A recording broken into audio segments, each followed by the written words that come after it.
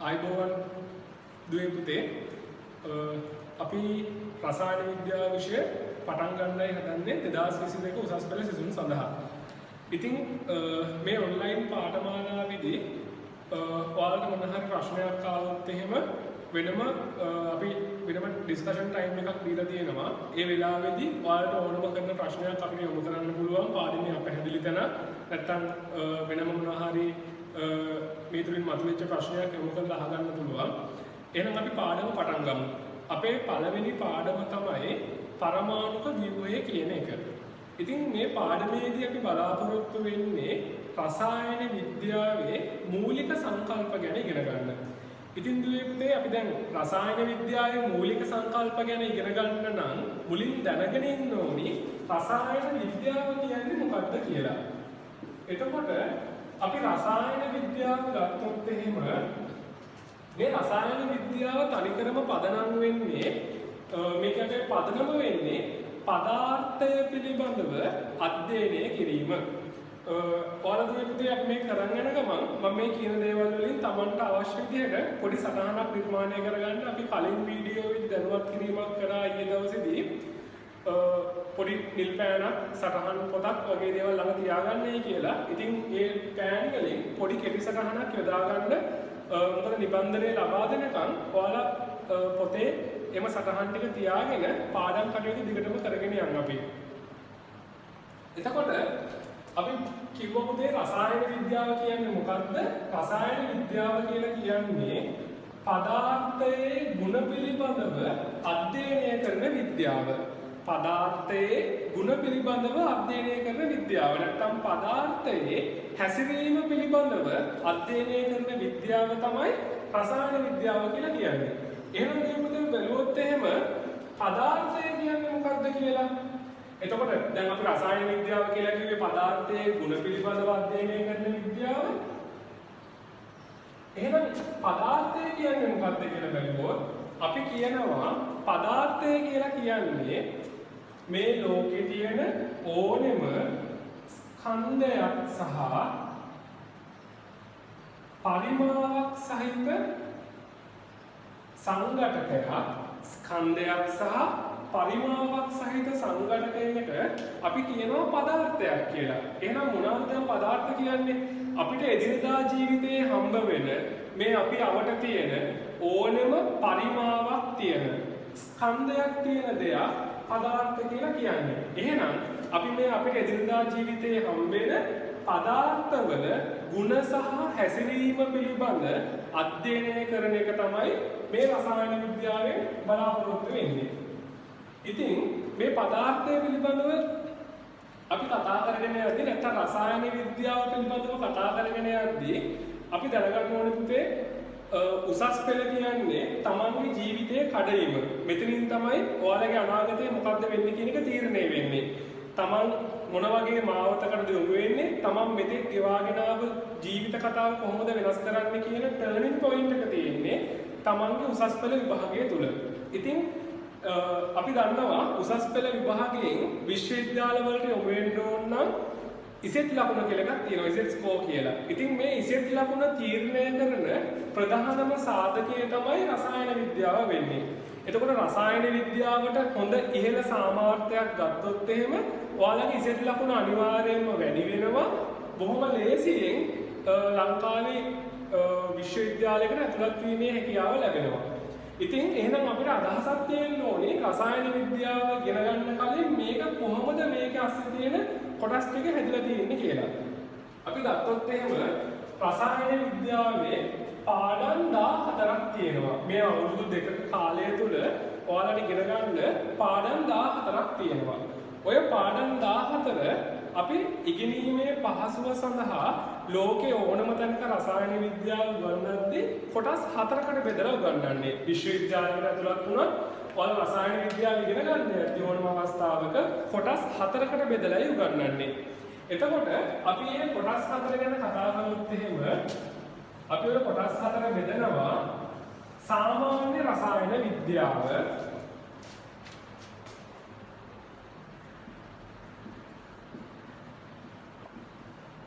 පළවෙනි කොටස සාමාන්‍ය රසායන විද්‍යාව, දෙවෙනි කොටස කාබනික රසායන විද්‍යාව. තුන්වෙනි කොටස අකාබනික රසායන විද්‍යාව. හතරවෙනි කොටස භෞතික රසායන විද්‍යාව. ඕක පුතේ අපි සාමාන්‍යයෙන් කතා කරන්නේ ඉංග්‍රීසි වචන වලින්. අපි මේකට කියනවා ජෙනරල් කෙමිස්ට්‍රි කියලා. ඔයාලා සිංහල මාධ්‍ය ඉගෙන ගත්තට ඕනම තැනක අපි කතා කරන රසායන විද්‍යාව මෙන්න මේ මාතෘකාව වලින් general chemistry, organic chemistry, inorganic chemistry, physical chemistry. එතකොට පුතේ අපි ඉගෙන ගත්තොත් එහෙම මේ කොහොමද මේ කොටස් හතරකට පාඩම් බෙදලා යන්නේ කියලා ඔයාලට තියෙන පළවෙනි පාඩම, දෙවෙනි පාඩම සහ තුන්වෙනි පාඩම සාමාන්‍ය රසායන විද්‍යාවට ඇතුළත් වෙනවා. ඊට අමතරව අපි ගත්තොත් කාබනික රසායන විද්‍යාවට ඇතුළත් වෙනවා 7 වෙනි පාඩම, 8 වෙනි පාඩම, 9 වෙනි පාඩම සහ 10 වෙනි පාඩම. අකාබනික රසායන විද්‍යාවට 6 වෙනි පාඩම ඇතුළත් වෙනවා. ඉතුරු පාඩම් ටික ඔක්කොම භෞතික රසායන විද්‍යාවට ඇතුළත් වෙනවා. 4 වෙනි පාඩම, 5 වෙනි පාඩම, 11, 12, 13. ඉතින් අපි මේවා ලකුණු බෙදී යන විදිය ඉගෙන ගන්න ඕනේ. මේ සබ්ජෙක්ට් එකේ කොහොමද A level paper එකට සම්පූර්ණ ලකුණු 100ක් දෙන එකෙන් කොහොමද අපි බෙදලා යන්නේ කියලා බලුවොත් එහෙම සාමාන්‍ය රසායන විද්‍යාවට අපිට හම්බ වෙනවා ලකුණු සාමාන්‍යයෙන් 9ක් විතර. මේ පළවෙනි, දෙවෙනි, තුන්වෙනි පාඩම් ටිකට ලකුණු 9ක් හම්බ වෙනවා. ඊළඟට කාබනික රසායනය ගත්තාම කාබනික රසායනයේ 100න් ලකුණු 22ක් විතර හම්බ වෙනවා. පළවෙනි කොටස 100න් 9ක් විතර ලකුණු හම්බ වෙනවා. දෙවෙනි කොටස 100න් 22ක් විතර ලකුණු හම්බ වෙනවා. අකාබනික රසායනය ගත්තාම අකාබනික රසායනයටත් 100න් ලකුණු 23ක් විතර හම්බ වෙනවා. ඉතින් දුවේ පුතේ දැන් අපිට පේනවා මේ ටිකට මේ ලකුණු ටික ගියාම ඉතුරු ලකුණු ඔක්කොම එන්නේ භෞතික රසායන විද්‍යාවට. ඉතුරු ලකුණු ඔක්කොම 100න් ඉතුරු වෙලා තියෙන කොටස අපි අරගත්තාම එතකොට දුවේ පුතේ මේ ටිකට මේ ප්‍රධාන කොටස් වලට මේ ලකුණු ටික බෙදී ගියාම අපිට පේනවා මේ කොටසට 100න් 46ක ලකුණු යනවා. ඒ කියන්නේ සමස්ත පේපර් එකේම වැඩිම ලකුණු හම්බ වෙන්නේ අපිට භෞතික රසායනය කියන කොටසට. ඒතර මේ කොටසේදී අපි කරන්නේ විශේෂ සුළු කිරීම, ගණිතමය සංකල්ප සහ ලඝු ගණක භාවිතා කරලා විශේෂ ඔයාලා සාමාන්‍ය පෙළදී ඉගෙන ගන්න නැති විදිහේ විශේෂ පාඩම් සෙට් එකක් මේක අස්ස කියනවා. විශාල සුළු කිරීම එක තමයි මේ පාඩම අරන් යන්නේ. ඒකයි දෙකට විශාල ලකුණු ප්‍රමාණයක් හම්බ වෙන්නේ. හරි එහෙනම් දැන් අපි දන්නවා රසායන විද්‍යාව බෙදෙන කොටස් 4 සාමාන්‍ය රසායනය නැත්නම් ජෙනරල් කෙමිස්ට්‍රි, කාබනික රසායනය, එහෙම නැත්නම් ඕර්ගනික් කෙමිස්ට්‍රි, ඊට පස්සේ අකාබනික රසායනය, ඉනෝර්ගනික් කෙමිස්ට්‍රි, භෞතික රසායනය, ෆිසිකල් කෙමිස්ට්‍රි. ඉතින් පුතේ අපි අද ඉගෙන ගන්න යන්නේ අපි අද ඉඳන් අපේ පළවෙනි පාඩම පටන් ගන්නෙ මේ සාමාන්‍ය රසායන විද්‍යාවට අදාළව නැත්නම් ජෙනරල් කෙමිස්ට්‍රි වලට අදාළව. එතකොට අපි දැන් එහෙනම් මතක තියාගන්න ඕනේ රසායන විද්‍යාව කියන්නේ මොකක්ද කියලාද ඔයාලා සටහන් කරගත්තේ. රසායන විද්‍යාව කියලා කියන්නේ පදාර්ථයේ හැසිරීම හෝ ගුණ පිළිබඳව අධ්‍යයනය කිරීම. පදාර්ථයේ හැසිරීම හෝ ගුණ පිළිබඳව අධ්‍යයනය කිරීම. එතකොට පදාර්ථය කියලා කියන්නේ මොකක්ද? පදාර්ථය කියලා කියන්නේ අපිට හම්බ වෙන එදිනදා ජීවිතයේදී අපිට හම්බ වෙන ඕනෑම ස්කන්ධයක් සහ පරිමාවක් සහිත සංයෝගයකට නැත්නම් ද්‍රව්‍යයකට එහෙම නැත්නම් සංඝටකයකට අපි කියන නම තමයි පදාර්ථය කියලා කියන්නේ. ස්කන්ධයක් සහ පරිමාවක් සහිත ඕනෑම දෙයක් පදාර්ථයක් කියලා හඳුන්වනවා. එතකොට පදාර්ථයේ ගුණ සහ හැසිරීම පිළිබඳ අධ්‍යයනය කිරීම අපි ගන්නවා රසායන විද්‍යාව. හරි. අපි පුතේ පොඩි සටහනක් දාගමු එහෙනම් රසායන විද්‍යාව කියන්නේ මොකක්ද කියලා. ඔයාලගේ සටහන් කොට ගන්න. අපි මේක ප්‍රධාන මාතෘකාවක් හින්දා නිල් පෑනෙන් ලියලා ඊට පස්සේ යට අනුමාතෘකාව වෙනත් ඔයාලා කැමති පාඩකින් ලියාගමු. හරි. එතකොට අපි මේ කතා කරන්න යන්නේ රසායන විද්‍යාව කියන්නේ මොකක්ද කියලානේ. අපි ලියාගමු සටහනක් රසායන විද්‍යාව යනු කියලා. ලියාගන්න පුතේ රසායන විද්‍යාව යනු පදාර්ථයේ ගුණ සහ හැසිරීම පිළිබඳ අධ්‍යයනය කරන විද්‍යාවයි. හරි පුතේ රසායන විද්‍යාව යනු පදාර්ථයේ ගුණ සහ හැසිරීම පිළිබඳව අධ්‍යයනය කරන විද්‍යාවයි. පුතේ පාඩමක් කරගෙන යද්දී ඒ වෙලාවෙම කරුණු ටික ඔළුවට දාගන්න. එතකොට ඔයාලට වෙනම වැඩ පිළිවෙලක් තියෙනවා අපි සැලසුම් කරලා ඒ සැලසුමට අනුව වැඩ කරන විදිය මම පාඩම අවසානයේදී කියලා දෙන්නම් කොහොමද කියලා. ඒ හින්දා පුළුවන් තරම පාඩම කරගෙන යද්දී ඒ වෙලාවෙම කරුණු ඔළුවට දාගන්න උත්සාහ කරන්න. නැත්නම් අති විශාල විෂය කරුණු ප්‍රමාණයක් තියෙනවා සාමාන්‍ය පෙළට සාපේක්ෂව. අපි හිතනවට වඩා සාමාන්‍යයෙන් රසායන විද්‍යාව ඉවර වෙනකොට ඔයාලට පිටු 200 විතර CR පොත් 9ක් 10ක් වගේ ප්‍රමාණයක් ඉවර වෙලා තියෙයි. ඒ හින්දා විෂය කරුණු කවදාකවත් ගොඩ ගහගෙන පාඩම් කරන්න ඉන්න එපා. ඒ දවසේ ඉගෙන ගන්න කරුණු මේ ඔන්ලයින් පන්ති ඔස්සේ වුණා ඒ දවසේම ඉවර කරගන්න. එහෙම වුණොත් ඔයාලට පහසුවෙන් මම කියන ඉතුරු කරුණු ටිකත් එක්ක ඉතුරු වැඩ පිළිවෙලත් එක්කත් එකතු වෙලා පහසුවෙන් ඒ සාමාර්ථයකට ගොඩනගෙන්න පුළුවන්. ඒ හින්දා ධම්මම මේ අදහස ඔලුවට දාගන්න ඔයාලා සරණ ලියා ගන්න ඇති නේද? රසායන විද්‍යාව යනු පදාර්ථයේ ගුණ සහ හැසිරීම අධ්‍යයනය කරන විද්‍යාවයි. ඉතින් ඊට පස්සේ දැන් අපි දන්නේ නැහැ පදාර්ථය කියන්නේ මොකක්ද කියලා. පොඩි සටහනක් දාගන්න. පදාර්ථය යනු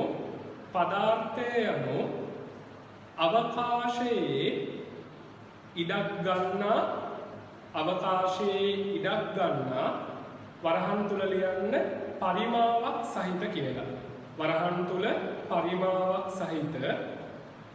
හරි? පදාර්ථය යනු අවකාශයේ ඉඩක් ගන්නා වරහන් තුල පරිමාවක් සහිත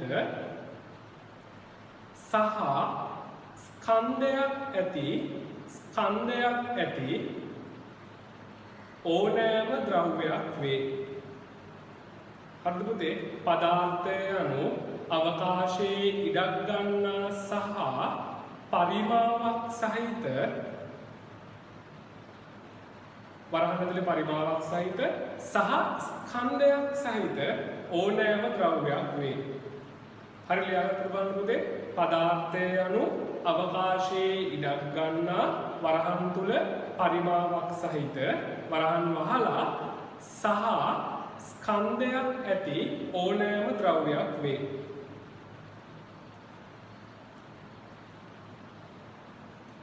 හරි. එතකොට අපි මේ පදාර්ථය ගැන කතා කරන්න ගියාම අපි පදාර්ථය කියන එක බෙදනවා ප්‍රධාන වශයෙන් කොටස් තුනකට.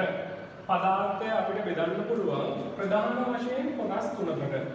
අපි ගන්නවා ඝන පදාර්ථය, ද්‍රව පදාර්ථය සහ වායු පදාර්ථය කියලා. මේක ඔයාලගේ සාමාන්‍ය පෙළ රසායන විද්‍යාවට සම්පූර්ණයෙන් ගන්න කොටසක් පුතේ. එතකොට අපි මේ ඝන, ද්‍රව, වායු පදාර්ථවල හැසිරීම ගැන නැත්නම් මේවල ලක්ෂණ ගැන දැන් කතා කරනවා. මම ඒක වෙනම මගේ පරිගණකයෙන් ඔයාලට පෙන්නනවා මේ ඝන, ද්‍රව, වායු පදාර්ථවල ගුණ කොහොමද වෙනස් වෙන්නේ කියලා.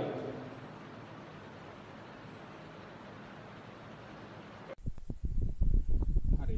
ඉතින් දුවේ පුතේ මේ දැන් ඔබට පේන්නේ ඝන, ද්‍රව, වායු කියන පදාර්ථයේ මූලික අවස්ථා තුනේ ගුණ ගැන අධ්‍යයනය කරන්න අපි නිර්මාණය කරපු සටහන. ඉතින් පුතේ අපි දැන් බලද්දී මුලින්ම අපි ඝනයක මූලික ලක්ෂණ ටික බලමුකෝ.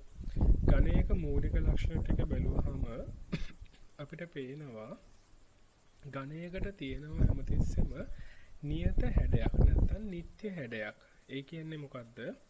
ඒ කියන්නේ ඝනයකින් හැමතිස්සෙම වෙනස් නොවන විදිහට ඝනයක් සතුව හැඩයක් තියෙනවා. එතකොට ඒ හැඩය ලැබිලා තියෙන්නේ ඝනය තුල තියෙන අංශු සියල්ල ඊටමත් ඉහළ ඝනත්වයකින් ගබඩා වෙලා නැත්නම් එකතු වෙලා පවතින හින්දා. එතකොට අපි මතක තියාගන්න ඕනේ ඝනයකට නියත හැඩයක් තියෙනවා. ඊට පස්සේ නියත නැත්නම් නිත්‍ය පරිමාවක් තියෙනවා. නියත හැඩයක් තියෙන හින්දා පුතේ කවදාකවත් ඝනයක පරිමාව වෙනසක් වෙන්නේ නැහැ. එතකොට පුතේ සම්පීඩ්‍යතාවය ගත්තොත් සම්පීඩ්‍යතාවය කියන්නේ මොකද්ද? සම්පීඩ්‍යතාවය කියන්නේ පුතේ අපි ඝනය තද කරන්න උත්සාහ කළොත් අපි ඇඟිල්ලකින් නැත්නම් මොකක් හරි බරයක් යොදලා එළියෙන් බරක් යොදලා ඒ වගේ දෙයකින් ඝනය සම්පීඩනය කරන්න උත්සාහ කළොත් ඝනය කවදාකවත් සම්පීඩනය කරන්න අපිට අවස්ථාවක් ලබා දෙන්නේ ඒක සම්පීඩනය කරන්න ඉතාමත් අපහසුයි. ඒ කියන්නේ සම්පීඩ්‍යතාවයේ ඉතාමත් අවමගයක තියෙන්නේ. ඊට පස්සේ පුතේ විසරණය ගැන කතා කරාම විසරණය කියන්නේ එක තැනක ඉඳලා තවත් තැනකට ගමන් කරන එක. එතකොට අපි ඝනයක විසරණය වීමේ හැකියාව ගත්තොත් කවදාකවත් පුතේ අපි ඝනයක් එක තැනක තියලා තිබ්බහම ඒක වෙන තැනකට දිය වෙලා ගමන් කරන්න බෑ. මොකද ඝනයක අංශු වල සැකස්ම ඉතාමත් ඉහළ මට්ටමක තියෙනවා. ඒ හින්දා විසරණය නැත්නම් එක තැනක ඉඳන් තවත් තැනකට ගලා යාමේ හැකියාව ඉතාමත් අඩුයි. ඒ වගේම අපි ගත්තොත් පරිමා ප්‍රසාරණය. මොකද්ද පුතේ පරිමා ප්‍රසාරණය කියන්නේ?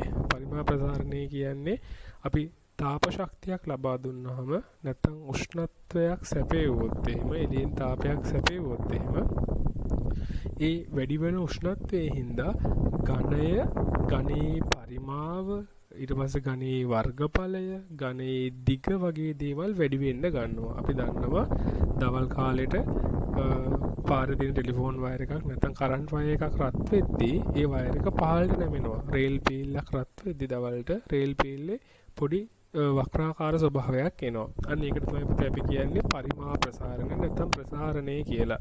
උෂ්ණත්වය ඉහළ යද්දී පරිමා වගේ දේවල් වර්ගඵලයේ දිග ඒ වගේ දේවල් ඕනම ලක්ෂණයක් වෙනස් වෙන්න නැත්නම් වැඩි වෙන්න පුළුවන්. ඝනත්වය ඉහළයි කියන්නේ පුතේ අපි ගත්තොත් එහෙම ඝනයක් අස්සේ තියෙන අංශු වල සැකස්ම ඒවා ඊටමත් ඉහළ ලෙස සැකසීලා එකතු වෙලා තියෙනවා. ඊට පස්සේ අපි ද්‍රව වලට ගමන් කරාම ඒ විදිහටම ද්‍රවයක නියත හැඩයක් නැහැ. හැබැයි නියත පරිමාවක් තියෙනවා. අපි ද්‍රවයක හැඩය ගන්නෙ කොහොමද පුතේ?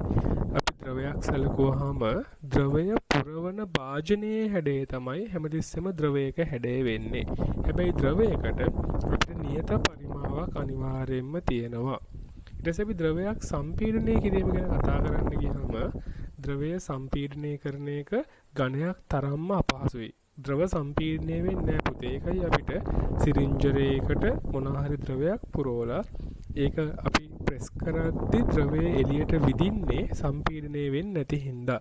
අපි එන්ජින් එකකට වතුර පිරෙව්වොත් එහෙම ඒ එන්ජින් එක අපි වැස්ස කාලෙක වතුර ගියොත් එහෙම වාහනයකින් එන්ජින් එකට වතුර පිරෙනවා.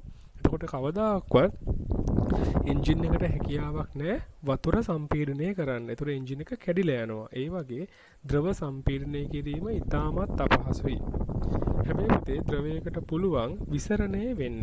ඝනයකට වඩා ඉතාමත් හොඳට එක තැනක ඉඳලා තව තැනකට ගලාගෙන යෑමේ හැකියාවක් තියෙනවා.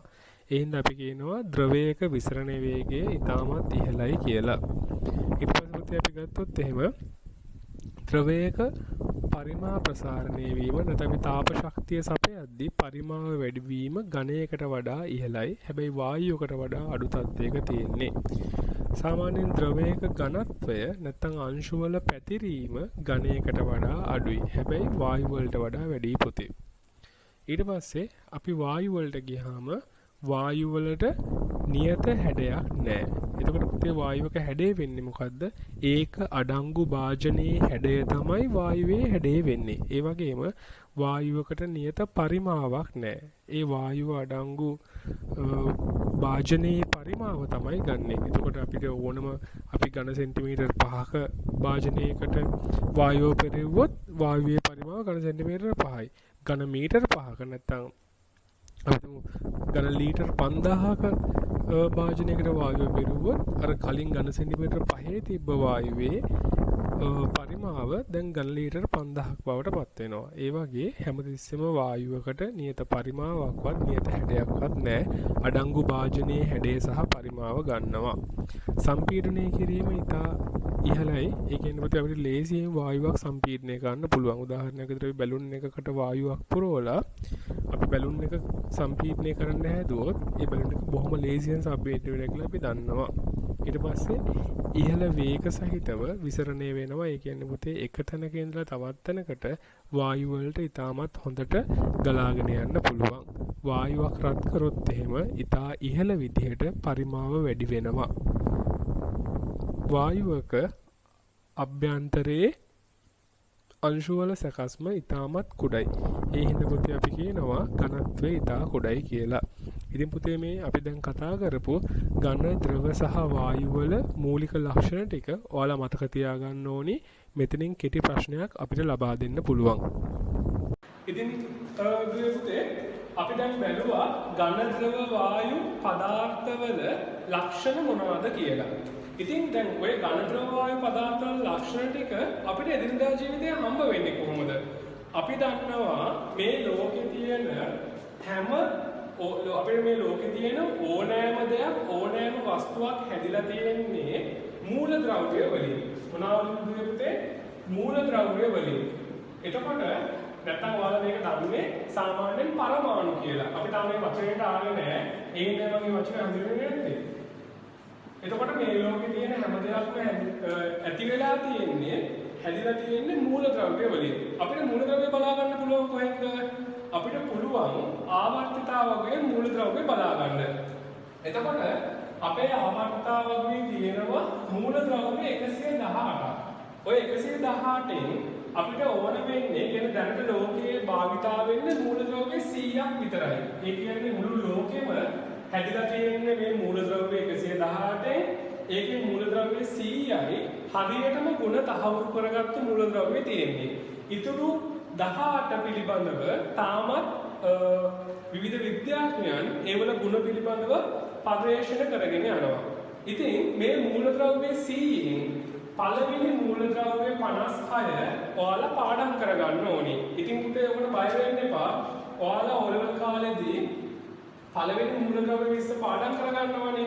ඉතින් ඒවත් මතක නැත්නම් මේ පළවෙනි මූල ද්‍රව්‍ය 56 අපි අපේ මේ පාඩම් මාලාව තුළදී එක කාණ්ඩය ගානේ හැම දවසකම අවසානයේදී පාඩම් කරනවා. ඒ හින්දා ඔයාලා බය වෙන්න එපා.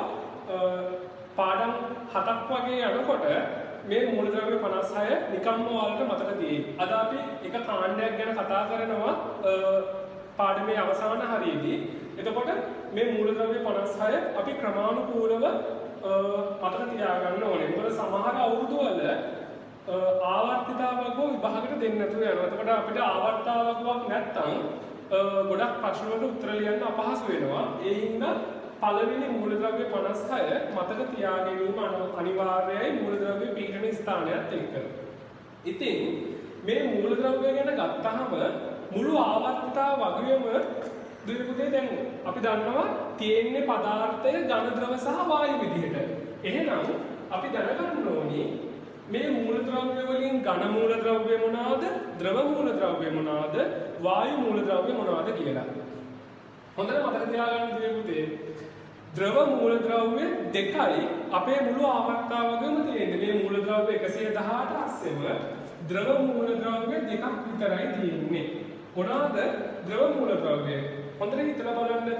ඔයාලා දන්නවා ඔය කාලේ ඉඳන් රසදිය කියන මූලද්‍රව්‍ය මර්කරි. රසදිය කියන්නේ ද්‍රවයක් විදිහට තියෙන මූලද්‍රව්‍යයක්.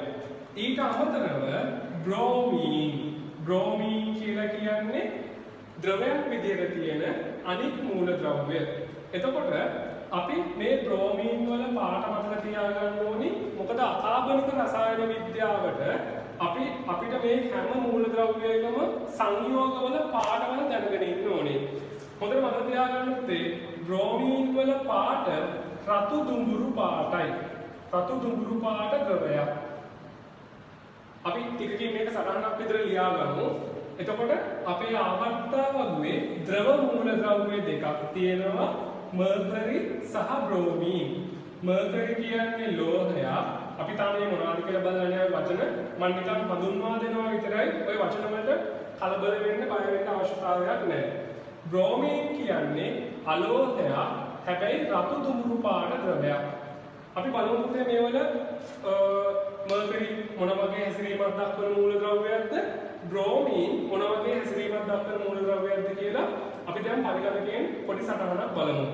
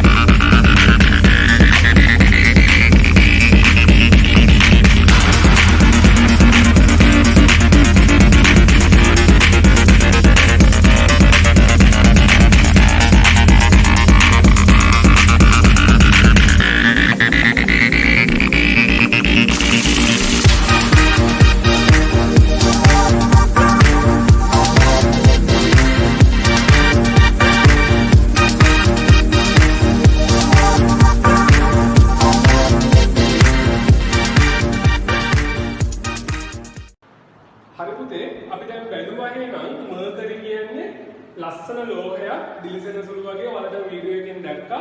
බ්‍රෝමීන් කියන්නේ රතු තුඹුරු පාට ද්‍රවයක්. හැබැයි වල දැක්කා ඒක නිකන් වාෂ්පයක් වගේ තියෙනවා. ඒකට හේතුව තමයි බ්‍රෝමීන් ද්‍රවය ඉතා ඉක්මනින් වාෂ්ප වෙන්න පටන් ගන්නවා. ඒකයි අර වීඩියෝ දර්ශනයේදී ඔයාලා ද්‍රවයට උඩින් රතු තුඹුරු පාට වායුවකුත් එක්කේ බ්‍රෝමීන් ඉතාමත් වාෂ්පශීලී ද්‍රවයක්. ක්ෂණිකව වාෂ්පයේ බවට පත් වෙනවා.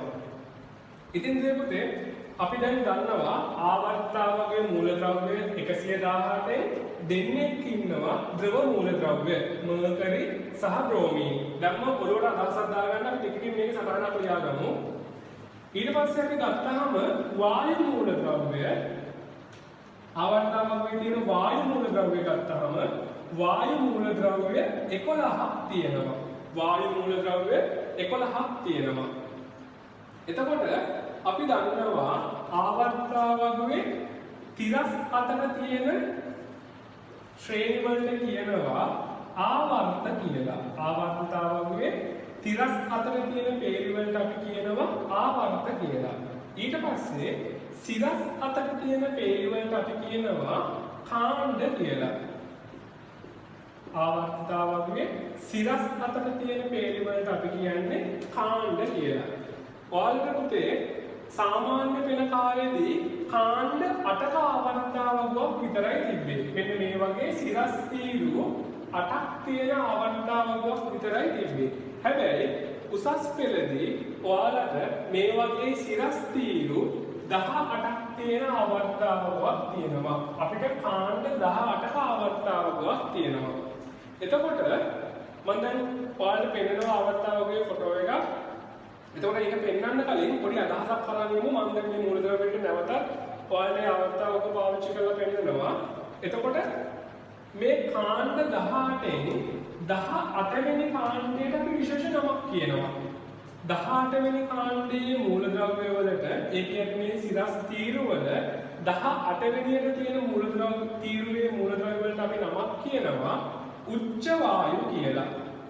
උච්ච වායු. ඒවා වායු වර්ග තමයි.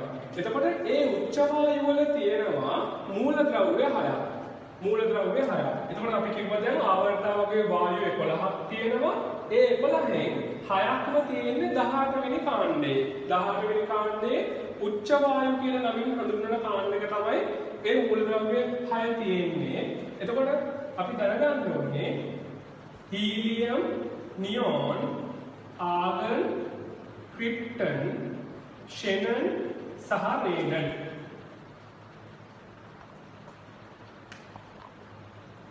හීලියම්, නියෝන්, ආගන්, ක්‍රිප්ටන්, ෂෙනන් සහ රේඩන්.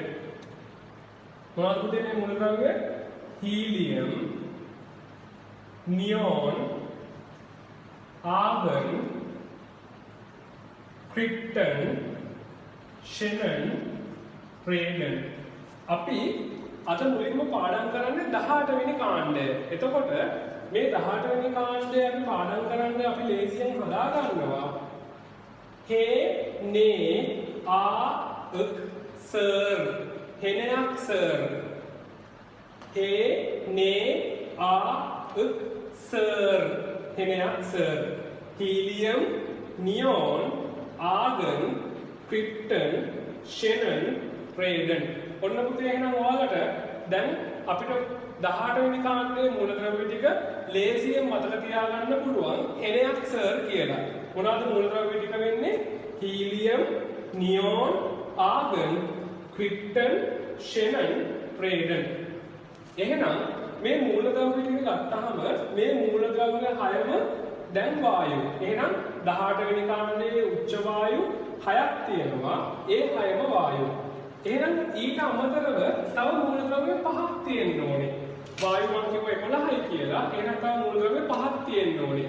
මොනවාද මේ මූලද්‍රව්‍ය? අනිත් ඔයාලා දන්න වායු වර්ග තියෙන්නේ හයිඩ්‍රජන් වායුව තියෙනවා. H2. ඊට පස්සේ නයිට්‍රජන් වායුව තියෙනවා. ඊට අමතරව ඔක්සිජන් වායුව තියෙනවා. ෆ්ලෝරීන් වායුව තියෙනවා. ක්ලෝරීන් වායුව තියෙනවා. මෙතන වායු 5යි.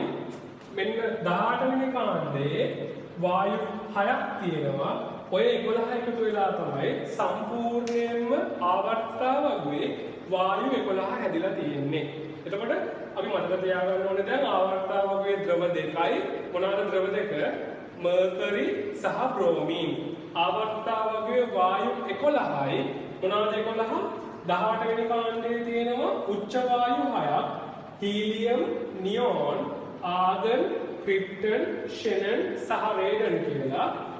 ඊට අමතරව හයිඩ්‍රජන්, නයිට්‍රජන්, ඔක්සිජන්, ෆ්ලෝරීන්, ක්ලෝරීන්. ඔය වායු 5යි. මෙතන උච්ච වායු 6යි එකතු වෙලා තමයි වායු 11 හැදිලා තියෙන්නේ. එහෙනම් පුතේ මෙතන මූලද්‍රව්‍ය දැන් 13ක් තියෙනවා. වායු 11යි, ද්‍රව 2යි. ඉතුරු මූලද්‍රව්‍ය ඔක්කොම ටික එහෙනම් ඝන මූලද්‍රව්‍ය වෙනවා. ඉතුරු මූලද්‍රව්‍ය ඔක්කොම ඝන මූලද්‍රව්‍ය. හරි පුතේ මේ ඔයාලට පේන්නේ මම කලින් කිව්වා වගේ අපිට තියෙන නූතන ආවර්තිතා වගුව. ඉතින් මේ ආවර්තාවකයේ කාණ්ඩ 18ක් තියෙනවා පුතේ. අපි දැන් කතා කරපු විදිහට අපි දැන් කියවනේ ආවර්තාවකයේ ද්‍රව දෙකක් තියෙනවායි කියලා. ඒ ද්‍රව දෙක තමයි පුතේ ඔයාලට දැන් මේ පේන්නේ. මේ පොයින්ට් එකෙන් මෙතන ඉන්නවා බ්‍රෝමීන් කියන ද්‍රවය සහ මෙන්න මෙතන ඉන්නවා මර්කරි කියන ද්‍රවය. ආවර්තාවකයේ ද්‍රව දෙක රසදිය මර්කරි සහ බ්‍රෝමීන් ඉන්නවා මේ තැන් දෙකේ. ඊට අමතරව පුතේ අපි කතා කරපු වායු ටික ගත්තාම ඔයාලට පේනවා මම කලින් කිව්වා වගේ මේ ඉන්නේ 18 වෙනි කාණ්ඩයේ මූලද්‍රව්‍ය ටික. මේක පුතේ මේ OG කියන මූලද්‍රව්‍ය අපි තාම ගුණ හඳුනාගත්තේ නැති මූලද්‍රව්‍යයක්. ඒ හින්දා අපි ආව සලකන්නේ උච්ච වායුවක් විදිහට. අපි උච්ච වායු විදිහට සලකන්නේ helium, neon, argon, krypton, xenon, රේඩන් කියන මූලද්‍රව්‍ය ටික. එතකොට පුතේ අපිට මේක කෙටියෙන් මතක තියාගන්න පුළුවන් හේ නේ ආ අක් ස ර් ඔය විදිහට ඔය මූලද්‍රව්‍ය හය මතක තියාගන්න පුළුවන්. ඊට අමතරව පුතේ අපිට පුළුවන් ආවර්තය වගේ තියෙන ඉතුරු වායු තව පහක් තියෙනවා. සම්පූර්ණ වායු 11ක් තියෙනවා. එතකොට මෙතන උච්ච වායු 6යි ඉතුරු වායු 5 වෙන්නේ පුතේ අපිට පේනවා.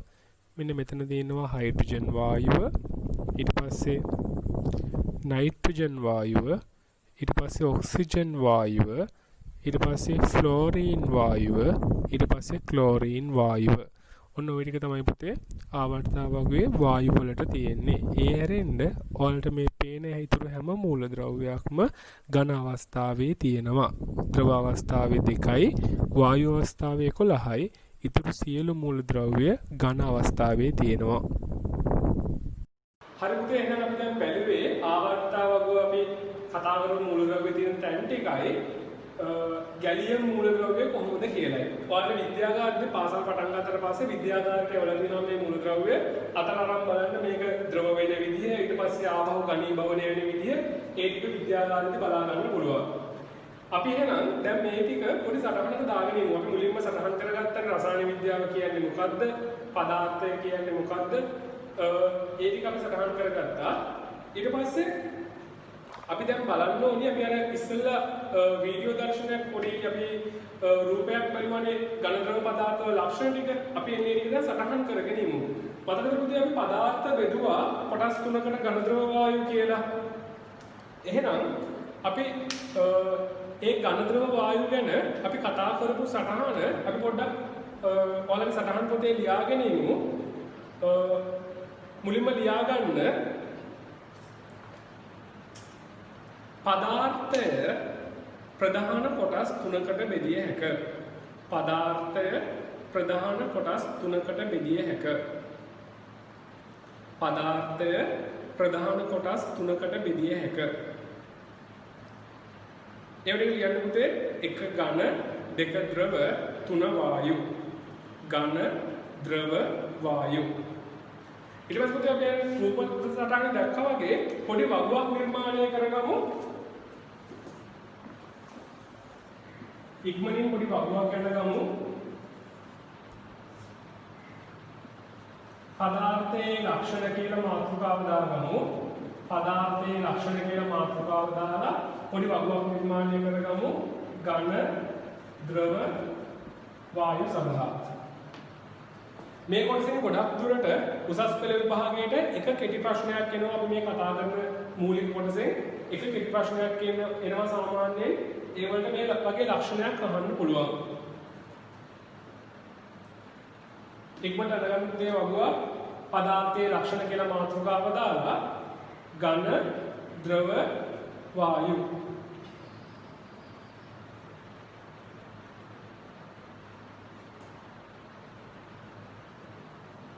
ඉතින් මේ ලක්ෂණ ගැන මම කලින් පැහැදිලි කරා. අපි ඉස්සෙල්ලා කතා කරපු රූප සටහනත් එක්ක ඝන ද්‍රව වායු වල ලක්ෂණ ටික අපි පැහැදිලි කරා. ඒ රූප සටහන අපේ ගෲප් එකට අපි ඇඩ් කරලා තියෙන්නේ. එතන තියෙන පින්තූරය බලලා ඔයාලට පුළුවන් මේකේ හිස්තැන් ටික පුරව ගන්න. ඔයාලා මේ පින්තූරය බලලා දැන් මේ හිස්තැන් ටික ඉක්මනින් පුරව ගන්න ඕනේ. මේ වීඩියෝ වැඩසටහන අවසන් වුණ ගමන් අපි එකතු කරලා තියෙන පින්තූරෙන් ඔයාලා මේ වගුව සම්පූර්ණ කරගන්න අපි එතනින් එහාට අවශ්‍ය කොටස් ටික ඉස්සරහට කරගෙන යන්න. ඒතර අපි කලින් සාකච්ඡා කරපු ඝනයක ලක්ෂණ, ද්‍රවයක ලක්ෂණ, වායුවක ලක්ෂණ ටික මේකේ සටහන් වෙන ගමන් ඔයාලගේ ඔළුවේ ඒ ටික මතක තියාගන්න ඕනි. මොකද ඒ වලින් එක කෙටි ප්‍රශ්නයක් MCQ ප්‍රශ්නයක් උසස් පෙළට අහන්න පුළුවන්. එහෙනම් අවසානයේදී පාඩම අවසන් වුණාට පස්සේ අපි එකතු කරලා තියෙන පින්තූරය දිහා බලලා මේ වගුව පුරව ගන්න. ඒකට ඉඩ තියන ඉවර වෙලා සම්පූර්ණ පොඩි පොතක නම් සම්පූර්ණ පිටුවක් CR පොතක නම් පිටු භාගයක් වගේ ඉඩ ප්‍රමාණයක් අරින්න ඇරලා ඉවර වෙලා අපි මේ සටහන දැන් සම්පූර්ණ කරගමු. ඊළඟට ලියන්න පුතේ ඔබට හිස්තනක් තියලා ඉවර වෙලා පින්තූරෙන් බලලා සම්පූර්ණ කරගන්න හිස්තනක් තියලා සටහන ලියන්න.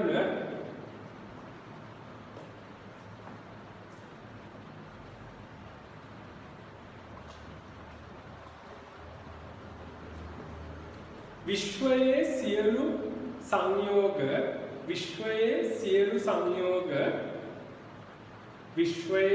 සියලු සංයෝග මූලද්‍රව්‍ය වලින් සෑදී ඇති අතර මූලද්‍රව්‍ය වලින්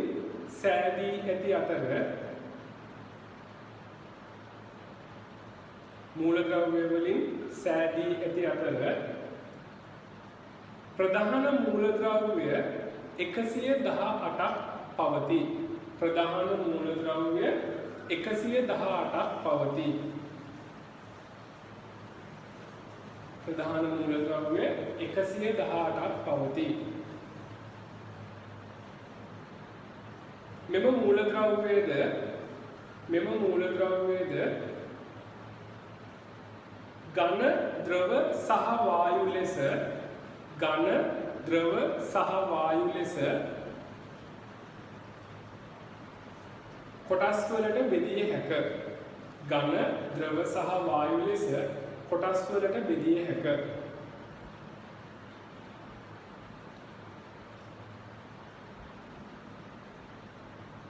ලියාගන්න පුතේ ඊට පස්සේ අපි මුලින්ම ලියමු ද්‍රව මූලද්‍රව්‍ය කියලා පොඩි අනුමාත්‍රකාවක් දාගන්න වෙනත් පාඩ පෑනක් තියෙනවා නම් හොඳයි.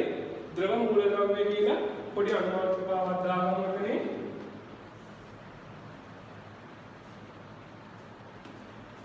මතක් කරගන්න බලමු නම් ද්‍රව මූලද්‍රව්‍ය කියලා අපි ඉස්සෙල්ලා වීඩියෝ සටහනකට බැලුවා. ද්‍රව මූලද්‍රව්‍ය දෙකයි තියෙන්නේ. මොනවද ඒ දෙක? මර්කරි සහ බ්‍රෝමීන්.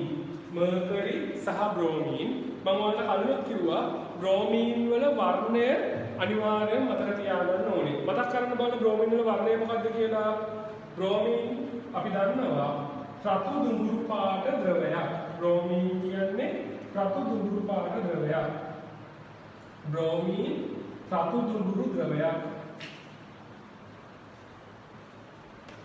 හරිද පුතේ? සටහන අපි කතා කරේ එතකොට පදාර්ථය නැත්නම් මූලද්‍රව්‍ය ගැන. මූලද්‍රව්‍ය අපි ගත්තා කොටස් තුනකට බෙදෙනවා ඝන ද්‍රව සහ වායු කියලා ආකාරයක්.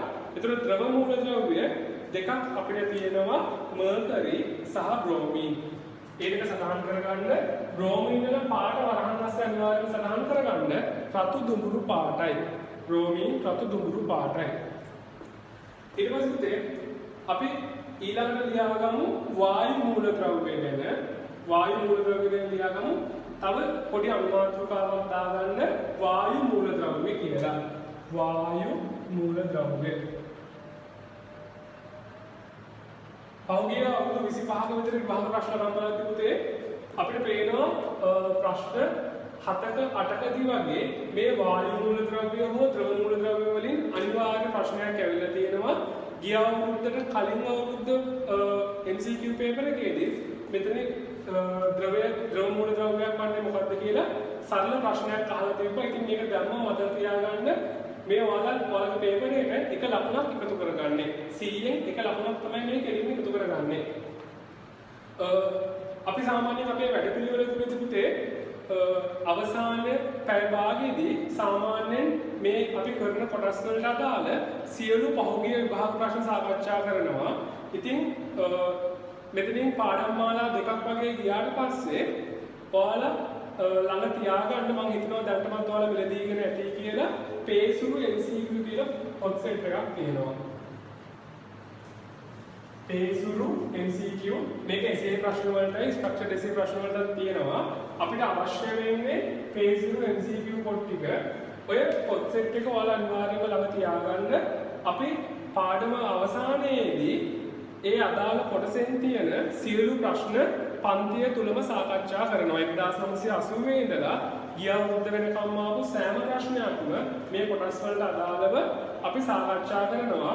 අපේ පාඩම් මාලාව විෂය නිර්දේශ ඉවර වෙනවත් එක්කම සියලු පාස් පේපර්ස් ටිකක් පන්තිය තුලම ඉවර කරන එක තමයි අපි සැලසුම් කරලා තියෙන්නේ.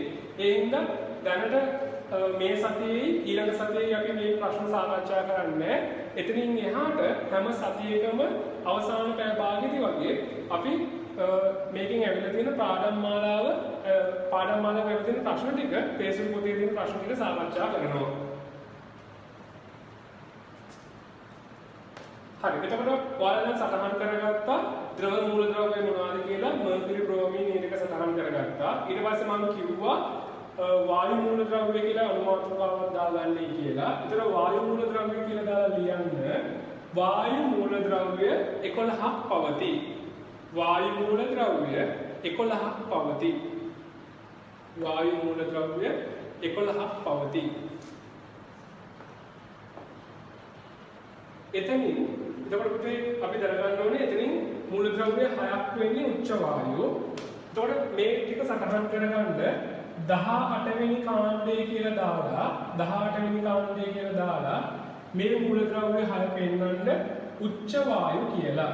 මේ මූලද්‍රව්‍ය 6 පෙන්වන්න උච්ච වායු කියලා. උච්ච වායු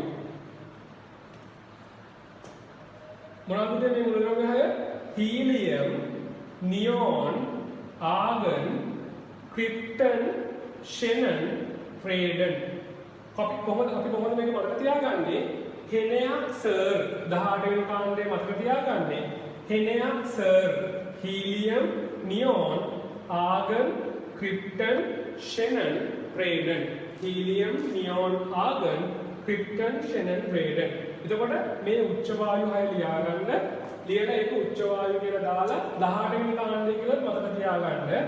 අර කෙටි ක්‍රමයේ ඔයාලට අවශ්‍ය නම් සටහන් කරගන්න කෙටි ක්‍රමය තමයි හෙනයක් සර් 18 වෙනි කාණ්ඩය මතක තියාගන්න කෙටි ක්‍රමය හෙනයක් sir helium, neon, argon, krypton, xenon, radon. එතකොට පුතේ දැන් අපි මෙතන මූලද්‍රව්‍ය 6ක් දන්නවා. වායු මූලද්‍රව්‍ය 6ක් දන්නවා. තව 5ක් තියෙනවා. ඒ 5 වෙනම සටහන් කරගන්න. මෙන්න මේ මූලද්‍රව්‍ය 5. මොනවාද මේ මූලද්‍රව්‍ය 5? Hydrogen, nitrogen, oxygen, fluorine, chlorine. Hydrogen, nitrogen, oxygen, fluorine, chlorine. මම කියන්නේ අතරතුරම පුතේ මම මේවා කියන වල සටහන් කරගන්න. ඒ හින්දා සටහන ලියා ගන්න. අපි මාතෘකාව දාන වායු මූලද්‍රව්‍ය කියලා දාලා වායු මූලද්‍රව්‍ය 11ක් කියලා ලියා ගන්න කියලා කිව්වා. ඊට පස්සේ 11න් 6ක් තියෙන්නේ 18 වෙනි කාණ්ඩේ. ඒ හින්දා 18 වෙනි කාණ්ඩය කියලා දාලා ඉවර වෙලා මූලද්‍රව්‍ය 6 ලියා ගන්න. මේවල නම් ටික දාන්න නැත්නම් නම් අනිවාර්යයෙන් මතක තියාගන්න ඕනි. Helium, neon, argon, krypton, xenon, radon. එතකොට පුතේ මේ මූලද්‍රව්‍ය 6 මතක තියාගන්න ඕනේ උච්ච වායු විදිහට. ඊට අමතරව තව මූලද්‍රව්‍ය 5ක් තිබ්බා. මේ ටිකත් ලියාගන්න ඉක්මනට hydrogen, nitrogen, oxygen, fluorine, chlorine. මේ හැම මූලද්‍රව්‍යයක්ම ඔයාලා සාමාන්‍ය පෙළ කාලේ ඉඳන් දන්නේ ඒවා. ඔයාලා දැකලා තියෙන මූලද්‍රව්‍ය. එතකොට දැන් අපි දන්නවා ද්‍රව 2යි වායු 11යි. එහෙනම් ඉතුරු මූලද්‍රව්‍ය ඔක්කොම ඝන මූලද්‍රව්‍ය. ඒක ලියාගන්න පුතේ වෙනම තරුවක් දාලා මොනවාරි පාට පැනකින් තරුවක් දාලා ලියාගන්න. ඉහත මූලද්‍රව්‍ය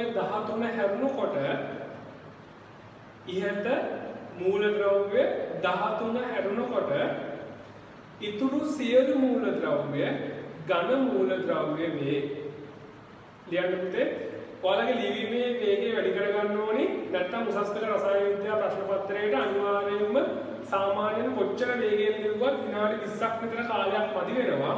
ඒ හින්දා ලිවීමේ වේගය අනිවාර්යයෙන්ම මේ කියවන වේගයත් එක්ක ලියවන කාට වේගය ඉදිරි කාලය තුළට හදාගත යුතුයි. ලියන්න. එතකොට ඉහත මූලද්‍රව්‍ය 13 හැරුණකොට අනිත් සියලු මූලද්‍රව්‍ය ඝන මූලද්‍රව්‍ය වේ. ඉහත මූලද්‍රව්‍ය 13 හැරුණකොට අනිත් සියලු මූලද්‍රව්‍ය ඝන මූලද්‍රව්‍ය වේ. හරිද ඔයාලා ලියාගෙන ඉවරයි කියලා මම හිතනවා මම කිව්වේ වාක්‍ය ඉහත සියලු මූලද්‍රව්‍ය 13 හැරුණකොට අනෙක් සියලු මූලද්‍රව්‍ය ඝන මූලද්‍රව්‍ය වේ. දැන් එහෙනම් ඔය කරුණු ටික ඔයාලගේ ඔළුවේ ඇති මුලින්ම කතා කරා රසායන විද්‍යාව ගැන පදාර්ථය කියන්නේ මොකක්ද කියලා. ඊට පදාර්ථය ඝන ද්‍රව වායු කියලා කොටස් දෙකකට බෙදලා සටහනක් සම්පූර්ණ කරගත්තා. ඊට පස්සේ ඔය මූලද්‍රව්‍ය ඝන මූලද්‍රව්‍ය මොනවාද, ද්‍රව මූලද්‍රව්‍ය මොනවාද, වායු මූලද්‍රව්‍ය මොනවාද කියලා අපිට තියෙන මූලද්‍රව්‍ය 118න් අපි හඳුනගත්තා. එහෙනම් අපි මෙතනින් ඉස්සරහට යමු. එතකොට අපිට දැන් අදහසක් තියෙනවා රසායන විද්‍යාවේදී අපි කතා කරන මූලද්‍රව්‍ය මොනවාද කියලා. දැන් අපි බලමු මේ මූලද්‍රව්‍ය ගැන කතා කරන්නේදී අපිට එක එක විද්‍යාඥයන් මුණ ගැහෙනවා. එතකොට අපිට පළවෙනි පාඩමේ තියෙන්නේ එක එක හඳුනා ගැනීම වලදී විවිධ විද්‍යාඥයන් ගැන ඉගෙන ගන්න. අපි එහෙනම් දැන් ඒ කොටසට යමු. හරි පුතේ අපි එහෙනම් දැන් දන්නවා රසායන විද්‍යාව කියන්නේ මොකක්ද? පදාර්ථය කියන්නේ මොකක්ද? ඝන ද්‍රව වායු වල ලක්ෂණ මොනවද? ඊට පස්සේ මූලද්‍රව්‍ය මොනවද කියලා. ඉතින් දැන් අපි මේ මූලද්‍රව්‍ය ගැන කතා කරන්නේදී අපි දැන් රසායන විද්‍යාවේ ඉතිහාසයට ගියොත් එහෙම මුලින්ම අපි කතා කරනවා දාර්ශනිකයෝ කිහිප දෙනෙක් ගැන. ප්ලේටෝ, ඇරිස්ටෝටල් ඔය වගේ දාර්ශනිකයෝ කිහිප දෙනෙක් කිව්වා පදාර්ථය හැදිලා තියෙන්නේ මොනවා හරි ඊටමත් කුඩා අංශුවකින් කියලා. ඊටමත් කුඩා අංශුවකින්. අපි හිතමු මේ කුඩා අංශුව මෙන්න මේ වගේ මොනවා හරි ඝනකයක් කියලා. ඊට පස්සේ කාලෙකදී එක විද්‍යාඥයෙක් හරියටම මේ කුඩා අංශුව ගැන අදහසක් ඉදිරිපත් කරන්න පටන් ගන්නවා. ඒ විද්‍යාඥයාගේ නම තමයි ජෝන් ඩෝල්ටන්.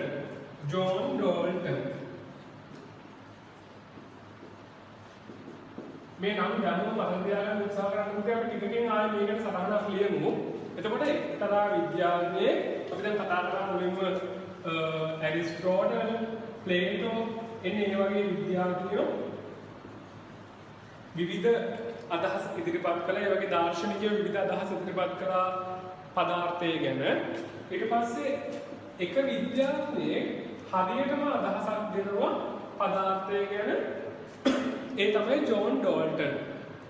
ජෝන් ඩෝල්ටන් කියනවා පදාර්ථය හැදිලා තියෙන්නේ ඊටමත් කුඩා තැනුම් ඒකකයකින්.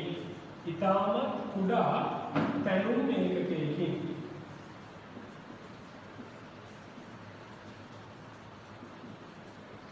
ඒ කුඩා තැනුම් ඒකකයට ඩෝල්ටන් නමක් දෙනවා පරමාණුව කියලා. ඩෝල්ටන් නමක් දෙනවා පරමාණුව කියලා. එතකොට පුතේ එහෙනම් දැන් විවිධ විද්‍යාඥයෝ පදාර්ථය විවිධ දාර්ශනිකයෝ පදාර්ථය හැදිලා තියෙන විදිය ගැන අදහස් පළ කරා. ඊට පස්සේ ජෝන් ඩෝල්ටන් කියන විද්‍යාඥයා හරියටම අදහසක් දෙනවා මේ ලෝකේ තියෙන සියලු පදාර්ථ හැදිලා තියෙන්නේ ඊටමත් කුඩා තැනුම් ඒකකයකින්. ඒ තැනුම් ඒකකයට එයා කිව්වා පරමාණුව කියලා. ඩෝල්ටන් එයාගේ උපකල්පන නැත්නම් උපග්‍රහණ 4ක් ඔස්සේ මේ පරමාණුව ගැන අදහස් ඉදිරිපත් කරනවා පුතේ. මොනවටද උපග්‍රහණ කියලා කියන්නේ? උපග්‍රහණ කියලා කියන්නේ පරීක්ෂණයකින් තොරව එයාට ඔප්පු කිරීමක් කරගන්න බෑ. ඒකට එයා නිකන් අදහස් ටිකක් ඉදිරිපත් කරලා තියෙනවා. පරීක්ෂණාත්මක නොවන අදහස් වලට අපි රසායන විද්‍යාවේදී කියනවා උපග්‍රහණ කියලා. එතකොට ඩෝල්ටන් පරමාණුව පිළිබඳව උපග්‍රහණ 4ක් කළා. අපි මේ උපග්‍රහණ මොනවද කියලා ඉස්සරහට බලමු. ඩෝල්ටන් මෙන්න එහෙම තව ඒ ප්‍රධාන උපග්‍රහණ 4ට අමතරව පරමාණුව පිළිබඳව අදහස් ඉදිරිපත් කරනවා. පරමාණුව කියන්නේ ඉතා කුඩා ඇසට නොපෙනෙන තැනුම් ඒකකයක්. පරමාණුව කියන්නේ ඉතා කුඩා ඇසට නොපෙනෙන තැනුම් ඒකකයක්. ඇසට නොපෙනෙන පරමාණුව කියන්නේ ඉතා කුඩා ඇසට නොපෙනෙන තැනුම් ඒකකයක් සහ පරමාණුව තවදුරටත් කොටස් වලට වෙන් කළ නොහැක කියලා. පරමාණුව බෙදා දැක්විය නොහැක. බෙදිය නොහැක. එතකොට පුතේ ඩෝල්ටන් කියනවා පරමාණුව කියන්නේ ඉතා කුඩා ඇසට නොපෙනෙන තවදුරටත් බෙදා දැක්විය නොහැකි තැනුම් ඒකකයක් කියලා. එතකොට ඩෝල්ටන් පරමාණුව ගැන තව අදහසක් ඉදිරිපත් කරනවා. පරමාණු සාමාන්‍යයෙන් ගෝලාකාරයි කියලා. පරමාණුවක් කියන්නේ ගෝලාකාර තැනුම් ඒකකයක් කියලා. එතකොට පුතේ මතක තියාගන්න ජෝන් ඩෝල්ටන් තමයි මුලින්ම පදාර්ථයේ තැනුම් ඒකකය ගැන අදහසක් ඉදිරිපත් කරන්නේ. ඒක පරමාණුව කියලා හැඳින්වුවා. ඊට පස්සේ පරමාණුව ගැන අදහස ඉදිරිපත් කරනවා පරමාණුව යනු ඉතා කුඩා ඇසට නොපෙනෙන තවදුරටත් බෙදිය නොහැකි තැනුම් ඒකකයක් නැත්නම් අංශුවක් කියලා. ඉතින් අපි දැන් බලන්න ඕනි ඩෝල්ටන්ගේ උපග්‍රහණ මොනවද කියලා. ඩෝල්ටන්ගේ උපග්‍රහණ බලන්න කලින් අපි පොඩි සටහනක් දාගෙන ඉමු මේ කොටසින්. ඊට පස්සේ අපි ඩෝල්ටන්ගේ උපග්‍රහණ ගැන කතා කරමු. එතකොට පුතේ ලියාගන්න පොඩි සටහනක් අපි දාගමු. ලියන්න පුතේ ඈත අතීතයේ පටන්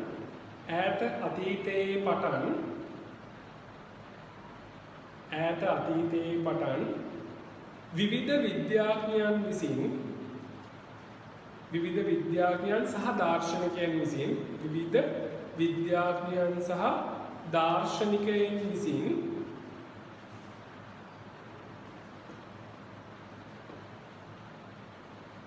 පදාර්ථය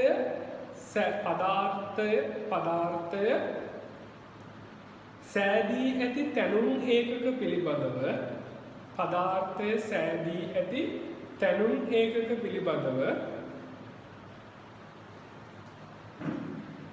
අදහස්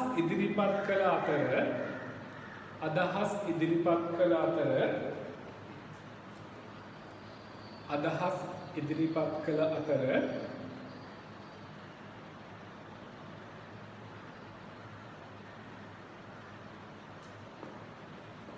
Plato, Aristotle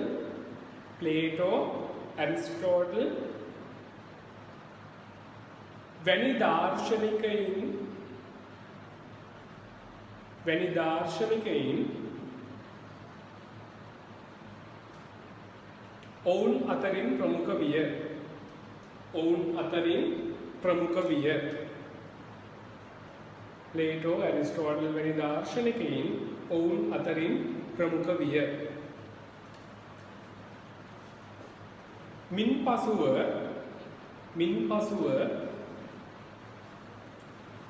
ජෝන් ඩෝල්ටන්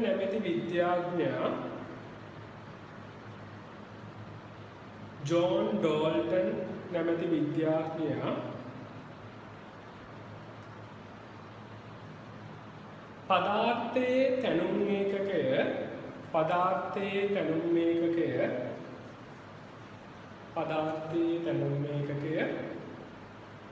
පරමාණුව බවත්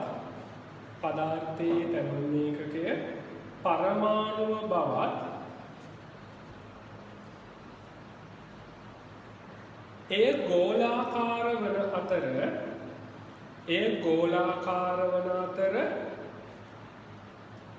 ගෝලාකාර වන අතර තවදුරටත් බෙදිය නොහැකි වන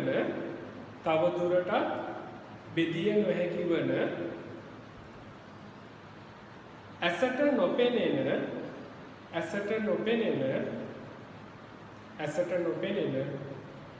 ඉතා කුඩා අංශුවක් වේ.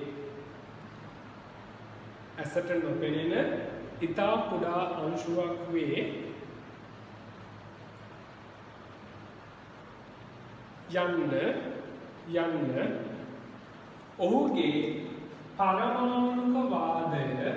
ඔහුගේ පරමාණුක වාදය එතන පුතේ යටින් පොඩි ඉරක් අදින්න. පරමාණුක වාදය යන සංකල්පයෙන් ඉදිරිපත් කරන ලදී. පරමාණුක වාදය යන සංකල්පයෙන් ඉදිරිපත් කරන ලදී.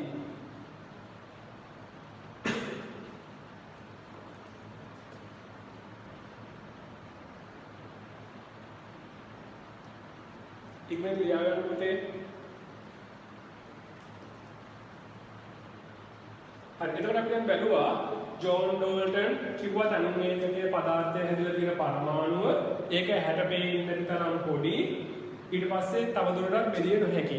එතකොට ඩෝල්ටන් ඔහුගේ අදහස ඉදිරිපත් කළේ පරමාණුක වාදය කියන සංකල්පය පාවිච්චි කරලා. එහෙනම් අපි දැනගන්න ඕනේ පරමාණුක වාදයේ උපග්‍රහණ 4ක් තියෙනවා කියලා මම කලින් කිව්වා. ඩෝල්ටන්ගේ පරමාණුක වාදයේ එයා ඉදිරිපත් කරපු උපග්‍රහණ 4ක් තියෙනවා කියලා කිව්වා. අපි මේ උපග්‍රහණ 4 මොනවද කියලා දැනගන්න ඕනි.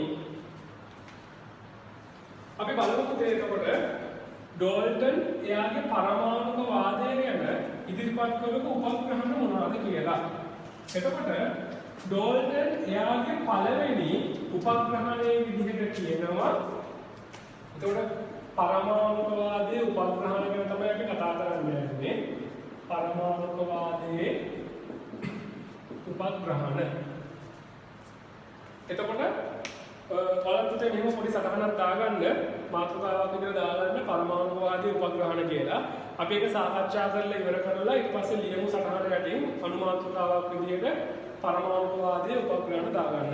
එතකොට ඩෝල්ටන් එයාගේ පළවෙනි උපග්‍රහණය විදිහට කියනවා පරමාණු කවදාවත් මවන්නවත් විනාශ කරන්නවත් බෑ. පරමාණු මැඩිය හෝ විනාශ කළ නොහැක. පරමාණු මැඩිය හෝ විනාශ කළ නොහැක. ඩෝල්ටන්ගේ පළවෙනි උපග්‍රහණය පුතේ පරමාණු මැඩිය හෝ විනාශ කළ නොහැක. ඊට පස්සේ ඩෝල්ටන් කියනවා පුතේ එක මූලද්‍රව්‍යයක පරමාණු සියල්ලම එක මූලද්‍රව්‍යයක පරමාණු සියල්ලම සර්ව සම වේ.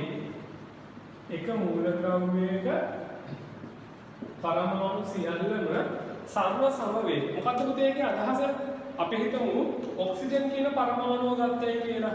අපි මේ ඔක්සිජන් අරන් දෙන්නට අපි ගමු නයිට්‍රජන් කියන පරමාණුව. අපි මේ නයිට්‍රජන් පරමාණුව අරන් තියෙන්නේ.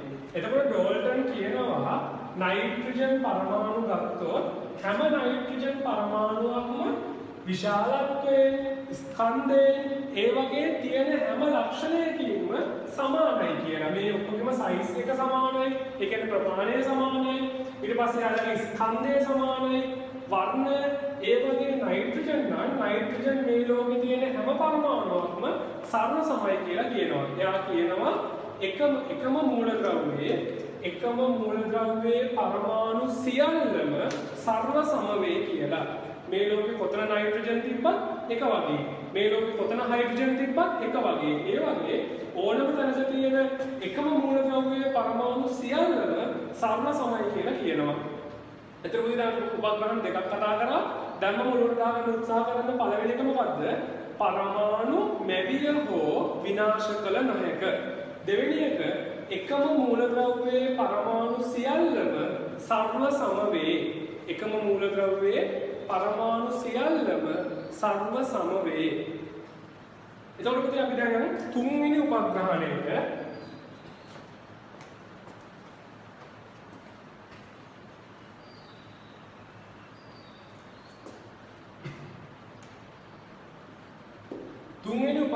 පුතේ පරමාණු සංයෝජනය වන්නේ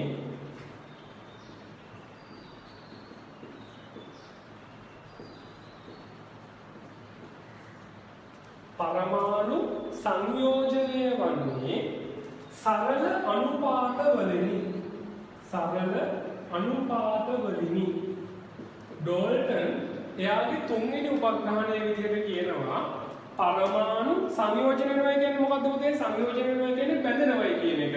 බැඳෙන්නේ සරල අනුපාත වලින් විතරයි කියලා. මොනවද අපි ගමු පරමාණු වලින් හැදිච්ච මොනවාරි සංයෝගයක්. අපි හිතමු ලුණු සෝඩියම් ක්ලෝරයිඩ්. ඩෝල්ටන් කියනවා ලෝකේ තියෙන හැම මේ වගේ පරමාණුවක්ම බැඳෙන්නේ එකට එක ඔන්න ඔය වගේ සරල අනුපාත වලින් කියලා. එතකොට පුතේ ඩෝල්ටන්ගේ මේ උපග්‍රහණ හතරම බිඳ වැටෙනවා. මේවා වැරදි කියලා පස්සේ කාලේ විද්‍යාඥයෝ ඔප්පු කරනවා.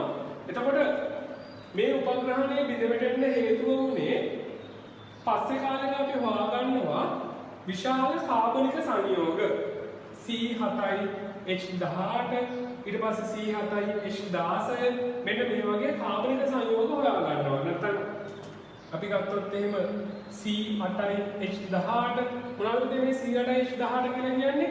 C8යි H18 කියලා කියන්නේ පෙට්‍රල් වලට අයිසෝක්ටේන් කියන සංයෝගය තමයි මේ තියෙන්නේ. එතකොට මේවා සරල අනුපාත නෙමෙයි. කාබන් 8කට හයිඩ්‍රජන් පරමාණු 18ක් තියෙනවා. එතකොට එන්නේ මේ වගේ සංයෝග හඳුනාගත්තට පස්සේ තමයි ඩෝල්ටන්ගේ තුන්වෙනි උපග්‍රහණය බිඳ වැටෙන්නේ. එතකොට අපි දැන් උපග්‍රහණ තුනක් කතා කරලා පුතේ පරමාණු මැඩියෝ විනාශ කළ නොහැක එකම මූලද්‍රව්‍යයේ පරමාණු සියල්ල සරල සම වේ. තුන්වෙනි එක පරමාණු සංයෝජනය වන්නේ සරල අනුපාත වලිනි. පරමාණු සංයෝජනය වන්නේ සරල අනුපාත වලිනි. හරි. එතකොට පුතේ හතරවෙනි එක තමයි පරමාණු ඇසට නොපෙනෙන තවදුරටත් බෙදා වෙන් කළ නොහැකි කුඩා තැනුම් ඒකකයක් බව. මොකද පුතේ හතරවෙනි එක පරමාණු ඇසට නොපෙනෙන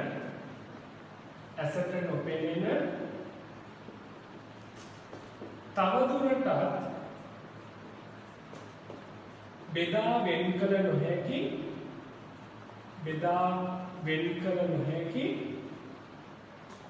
කුඩාම තැනුම් ඒකකය බව. කුඩාම තැනුම් ඒකකය බව. එතකොට පුතේ මේ හතරවෙනි එක බිඳ වැටෙන්නේ කොහොමද? ඔයාලා දැනටමත් දන්නවා සාමාන්‍ය පෙළ කාලේ ඉඳලම පරමාණුවේ තුල තියෙනවයි කියලා ඉලෙක්ට්‍රෝනය, ප්‍රෝටෝනය, නියුට්‍රෝනය මෙන්න මේ වගේ කුඩා අංශු. එතකොට ඒ අංශු ඒ කාලෙදිදී හොයාගෙන තිබ්බේ නැහැ. ඒ හින්දා තමයි ඩෝල්ටන් කියන්නේ පරමාණුව තවදුරටත් කුඩා කොටස් වලට බෙදන්න බැහැ කියලා. එතකොට ඉලෙක්ට්‍රෝනය, ප්‍රෝටෝනය, නියුට්‍රෝනය මේ වගේ තව විශාල අංශු ප්‍රමාණයක් පරමාණු අස්සේ තියෙනවා. ඒ අංශු හොයාගත්තට පස්සේ මේ හතරවෙනි උපකල්පනයත් උපග්‍රහණයත් බිඳ වැටුණා. හරි. එතකොට අපි බලමු මොනවාද යා උපග්‍රහණ හතර කියලා. පරමාණු මැඩිය හෝ විනාශ කළ නොහැක එකම මූලද්‍රව්‍යයේ පරමාණු සියල්ලම සර්ව සම වේ. පරමාණු සංයෝජනය වන්නේ සරල අනුපාත වලින් පමණි. 4 පරමාණුව තවදුරටත් බෙදා වෙන් කළ නොහැකි ඇසට නොපෙනෙන කුඩාම තැනුම් ඒකකය වේ. මෙන්න මේ හතරම පුතේ පස්සේ කාලෙක බිඳ වැටෙනවා. එතකොට මම ඉස්සරහට පාඩම කරගෙන යද්දී මේ කරුණු හතර බිඳ වැටෙන එක එක තැන් ආපහු පැහැදිලි කරලා දෙනවා. අපි දැනට ඩෝල්ටන්ගේ පරමාණුකවාදයේ මේ තියෙන උපග්‍රහණ හතර පොඩ්ඩක් සටහන් කරගෙන ඉමු. මාතෘකාවක් දැම්මනේ පුතේ අපි කලින් පරමාණුකවාදයේ උපග්‍රහණ කියලා. ඒක යටතේ ලියන්න අපි මේ හතරවෙනි එක මුලින් ලියමු. මොකද අපේ වැදගත්ම කරුණ මේක. අපි මේකට දැන් මුලින්ම මතක තියාගන්න ඕනේ. මොකද 1980යි 2000යි අතර ප්‍රශ්න හැම අවුරුද්දකම වගේ මේ හතරවෙනි උපකල්පනයෙන් ප්‍රශ්න ඇවිල්ලා තියෙනවා. අපි ප්‍රශ්න කරද්දී බලමු ඒවා කොහොමද අපිට හම්බෙන්නේ කියලා. අපි පුතේ මුලින්ම හතරවෙනි උපග්‍රහණය ලියමු. ලියන්න පළවෙනි උපග්‍රහණය අපි ලියමු පරමාණු වල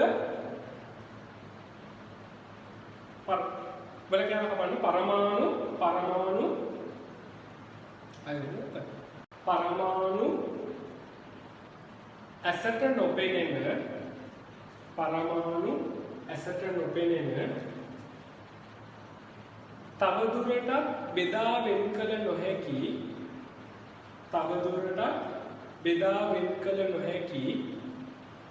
තවදුරටත් බෙදා වෙන් කළ නොහැකි පදාර්ථයේ කුඩාම තැනුම් ඒකකය වේ. පරමාණු ඇසට නොපෙනෙන තවදුරටත් බෙදා වෙන් කළ නොහැකි පදාර්ථයේ කුඩාම තැනුම් ඒකකය වේ. අන්තිමට ලියාගත්තද පරමාණු ඇසට නොපෙනෙන තවදුරටත් බෙදා වෙන් කළ නොහැකි පදාර්ථයේ කුඩාම තැනුම් ඒකකය වේ. එතකොට පුතේ මේක බිඳ වැටුනේ කොහොමද? මේක බිඳ වැටුනේ ඉලෙක්ට්‍රෝන, ප්‍රෝටෝන, නියුට්‍රෝන වගේ අංශු හොයාගත්තට පස්සේ පදාර්ථය ඇස්සේ තවත් පොඩි අංශු තියෙනවා කියන එක හඳුනාගත්තා. අපි ඒක ඉස්සරහට බලමු. දැන් ටිකක් ඔළුවට පොඩි අදහසක් දාලා තියාගන්න. ඊට පස්සේ පුතේ අපි ලියමු දෙවෙනි කරුණ. දැන් පුතේ දෙවෙනි කරුණ පරමාණු මැවිය හෝ විනාශ කළ නොහැක. දෙවෙනි කරුණ විදිහට ලියන්න පරමාණු මැවිය හෝ විනාශ කළ නොහැක. පරමාණු මැවිය හෝ විනාශ කළ නොහැක. පරමාණු මැවිය හෝ විනාශ කළ නොහැක. ඊට පස්සේ ලියන්න පුතේ තුන්වෙනි කරුණ එකම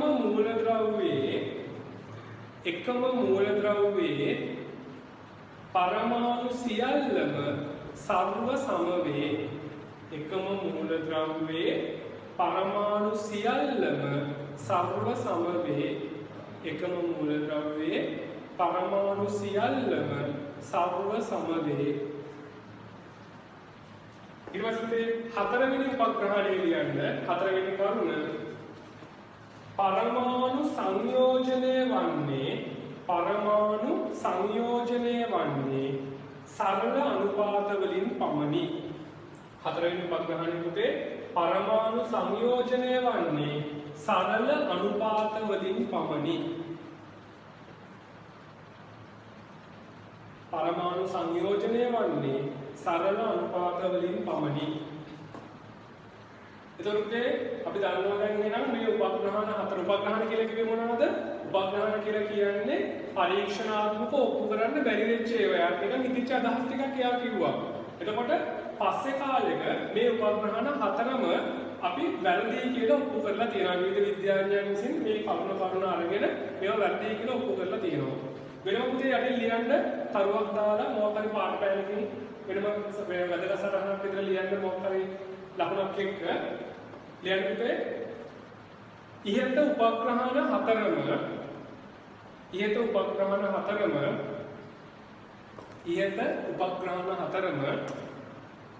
පසුකාලීන විද්‍යාඥයන් විසින්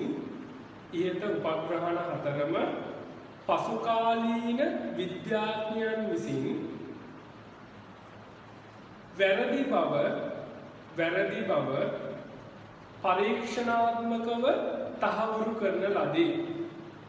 පරීක්ෂණාත්මකව තහවුරු කරන ලදී.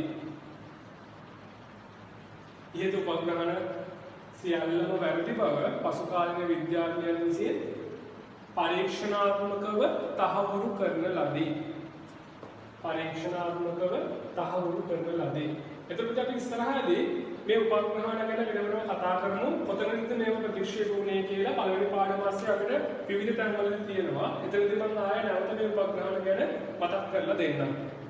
හරි. එහෙනම් පුතේ දැන් අපි බලන්න යන්නේ මෙතනින් එහාට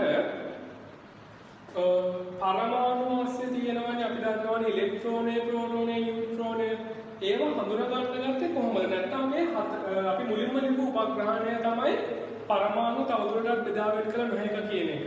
එතකොට ඒ පරමාණු බෙදා වෙන් කළ නොහැක කියන එක කොහොමද වැරදුනේ කියන එක ගැනයි කතා කරන්න යන්නේ. එතකොට මෙතනින් එහාට අපි යනවා පරමාණු ඇස්සේ තියෙන අංශු හඳුනාගත්ත පරීක්ෂණ ටික ගැන කතා කරන්න.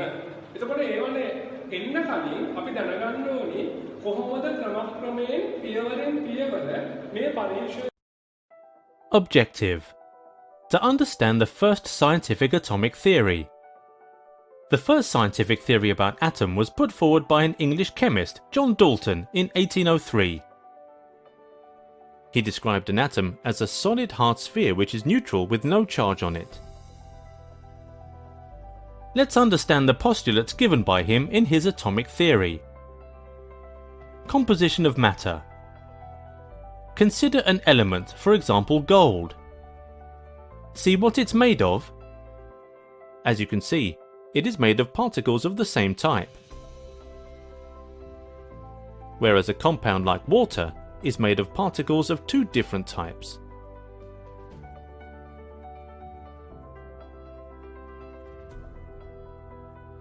A closer look at the mixture of iron and sulfur enables us to see that it is made of very tiny particles of iron and sulfur. Dalton called these tiny particles that matter is made of as atoms.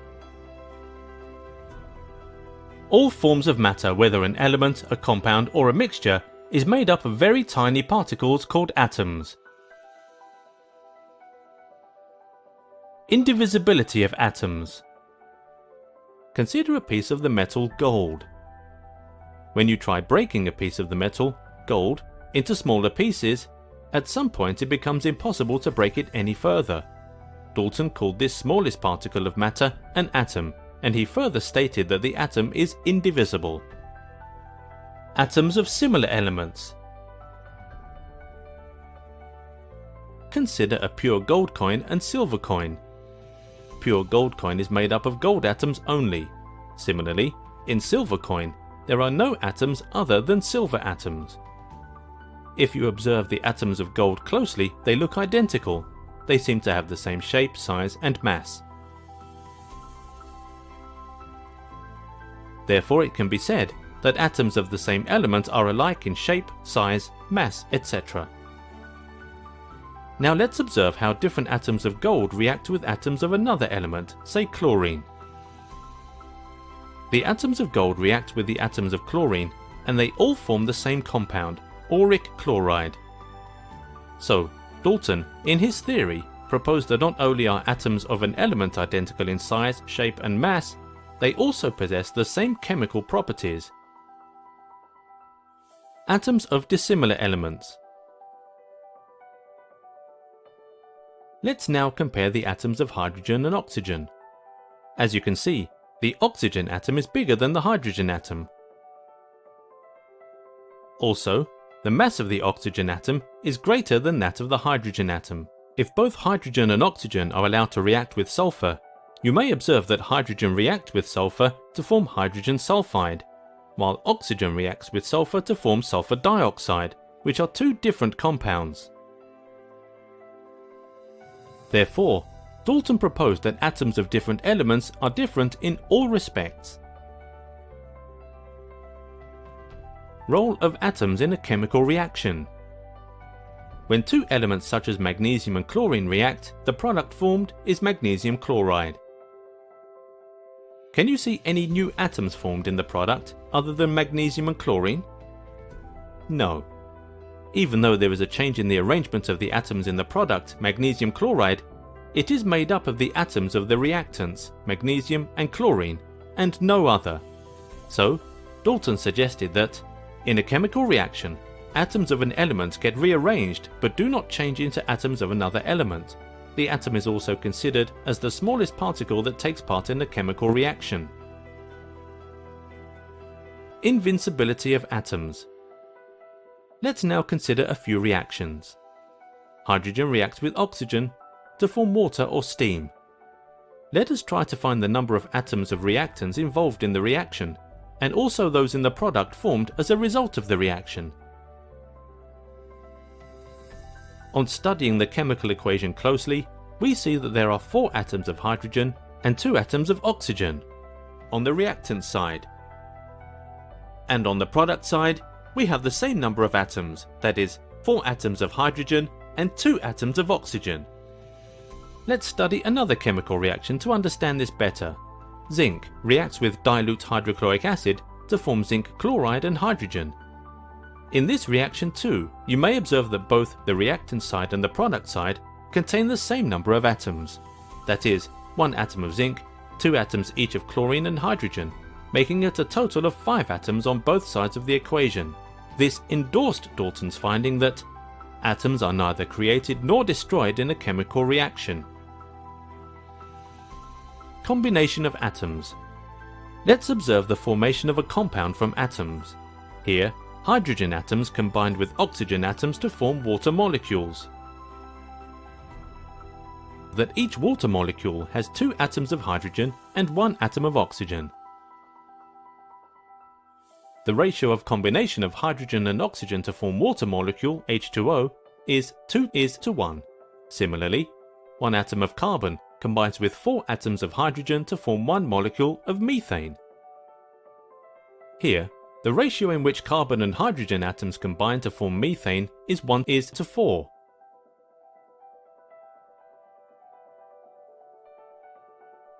So, Dalton concluded that atoms of different elements combine in fixed proportions or in a whole number ratio to form compounds. Let's now summarize the points of Dalton's atomic theory. All forms of matter, whether an element, a compound or a mixture, is made up of very tiny particles called atoms. The smallest particle of matter called atom and is further indivisible. Atoms of an element are identical in size, shape and mass. They also have the same chemical properties. Atoms of different elements are different in all respects. In a chemical reaction, atoms of an element may get rearranged, but they do not change into atoms of another element. The atom is also considered the smallest particle that takes part in a chemical reaction. Atoms are neither created nor destroyed in a chemical reaction. Atoms of different elements combine in fixed proportions or in a whole number ratio to form compounds. හරි පුතේ අපි එහෙනම් දැන් බලමු කොහොමද විද්‍යාඥයෝ ක්‍රමක්‍රමයෙන් ඩෝල්ටන්ගේ පළවෙනි උපකල්පනය විඳ වැටෙන පරීක්ෂණයක සංවිධානය කළේ කියලා. ඒ කියන්නේ අපි දන්නවා ඩෝල්ටන්ගේ පළවෙනි උපකල්පනය වුණේ පරමාණුව කියන්නේ තවදුරටත් කොටස් වලට බෙදා වෙන් කරන්න බැරි පොඩිම තනුන්නියකගේ කියලා. එතකොට විද්‍යාඥයෝ මේක බිඳ වැටුවේ ඉලෙක්ට්‍රෝන, ප්‍රෝටෝන, නියුට්‍රෝන වගේ තවත් කුඩා අංශු හොයාගෙන. ඉතින් ඔන්න ඔය අංශු හොයාගන්න කලින් අපි දැනගන්න ඕනේ එක විද්‍යාඥයෙක් ගැන මයිකල් ෆැරඩේ කියලා. මයිකල් ෆැරඩේ. ඔයාලට ඔයල් කාලේ නම් මේ විද්‍යාඥයා ගැන ඉගෙන ගන්න තියෙනවා. මෙයාව ඔයාලට හම්බෙන්නේ විද්‍යුත් විච්ඡේදනයේදී. මොනවද පුතේ විද්‍යුත් විච්ඡේදනය කියලා කියන්නේ? ඔයාලට ඔයල් කාලේ තිබ්බා ද්‍රාවණයක් අරගෙන ඒ ද්‍රාවණයට අපි දානවා ලෝහ කූරු දෙකක්. ලෝහ කූරු දෙකක් දාලා ඉවර වෙලා ඕකට අපි පොඩි බැටරි කෑල්ලක් සම්බන්ධ කරනවා. එතකොට ඔයාලා මොනවද දැක්කේ මේ ප්‍රැක්ටිකල් එක ඔයාලට ඔයල් කාලේ තිබ්බා. ඔයාලා ද්‍රාවණයක් අරගෙන අපි හිතමු ලුණු ද්‍රාවණයක් කියලා සෝඩියම් ක්ලෝරයිඩ් ද්‍රාවණයක් ගන්නවා. අරගෙන ඉලෙක්ට්‍රෝන දෙකක් සම්බන්ධ කරලා බැටරි කෑල්ලක් දානවා. දාපුවම ඔයාලට පේනවා මේ ද්‍රාවණය ඇස්සේ වායු කූළු පිට වෙනවා තැන් තැන් වලින්. එතකොට මෙන්න මේ ක්‍රියාවලියට අපි කියනවා විද්‍යුත් විච්ඡේදනය කියලා. ඔයාලට ඔයල් කාලේ මේක ඉගෙන ගන්න තිබ්බා විද්‍යුත් විච්ඡේදනය. එතකොට මේ විද්‍යුත් විච්ඡේදනය ගැන මුලින්ම පරීක්ෂණ කරපු විද්‍යාඥයා තමයි මයිකල් ෆැරඩේ කියලා කියන්නේ. දැන් අපි මොකටද පුතේ එකපාරට මේ විද්‍යුත් විච්ඡේදනය ගැන කතා කරන්න ගත්තේ?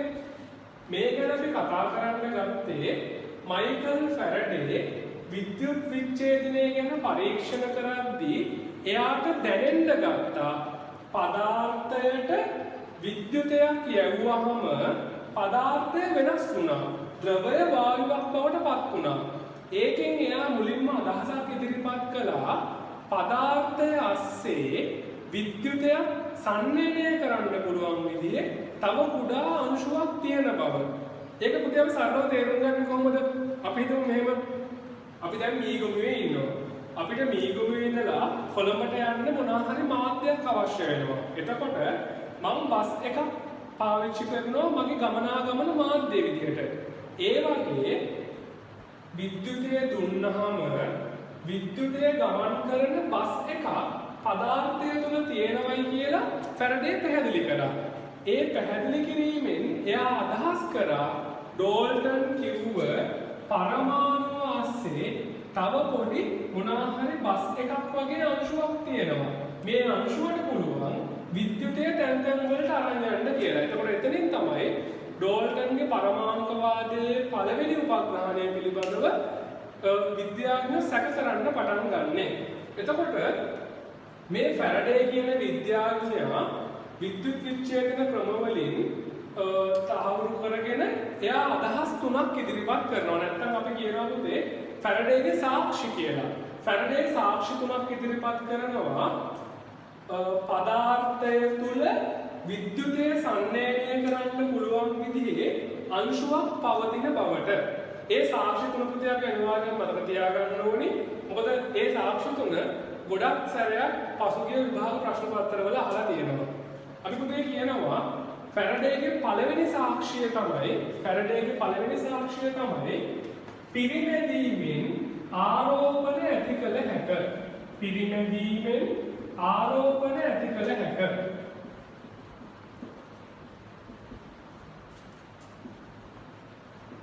පිරිමැදීමෙන් ආරෝපණ ඇති කළ හැක.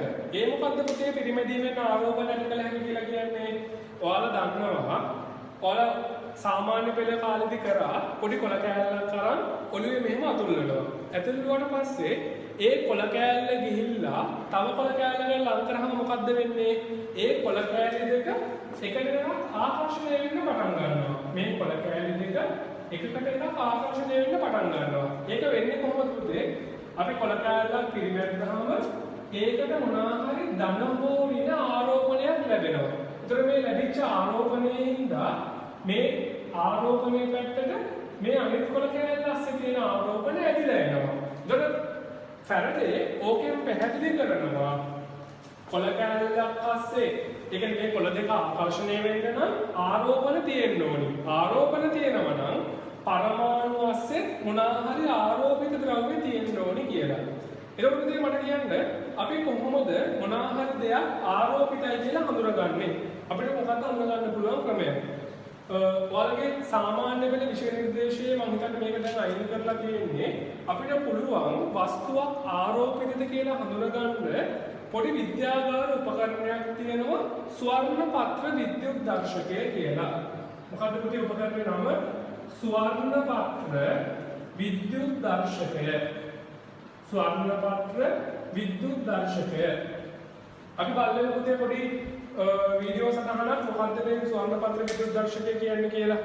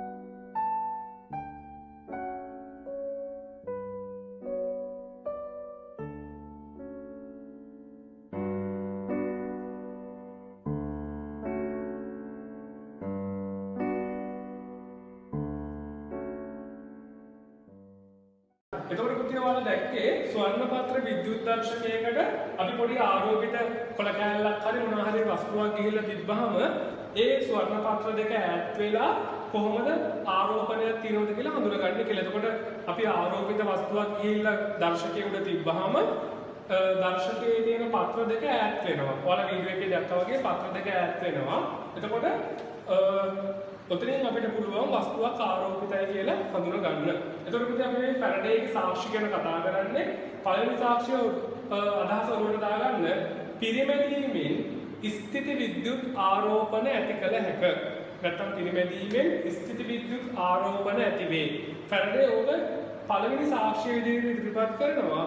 පරමාණුව තුල තව හඳුනා නොගත් අංශු තියෙනවායි කියන්න. ඊට පස්සේ පුතේ ෆැරඩේගේ දෙවෙනි සාක්ෂිය තමයි විද්‍යුතය මගින් පදාර්ථයේ විපර්යාස සිදු කළ හැකි වීම. විද්‍යුතය මගින් දෙවෙනි සාක්ෂිය විද්‍යුතය මගින් පදාර්ථයේ විපර්යාස සිදු කළ හැකි වීම. විපර්යාස සිදු කළ හැකි වීම. මොකද්ද පුතේ මේ ෆැරඩේ කිව්වේ විද්‍යුතය මගින් පදාර්ථයේ විපර්යාස සිද්ධ කරන්න පුළුවන් කියලා. ඒ කිව්වේ සරලම අදහස විද්‍යුත් විච්ඡේදනය කරන්න පුළුවන් කියන එක. ඒ මොකද්ද? අපි ද්‍රාවණයක් ගන්නවා. ඊට පස්සේ ලෝහ කූරු දෙකක් දාලා බැටරි කෑල්ලක් ගහපුවාම අපිට පේනවා ලෝහ කූරු දෙක දෙපැත්තෙන් වායු බුබුලු පිට වෙනවා. එතකොට පුතේ මෙතන මොකද්ද මුනේ?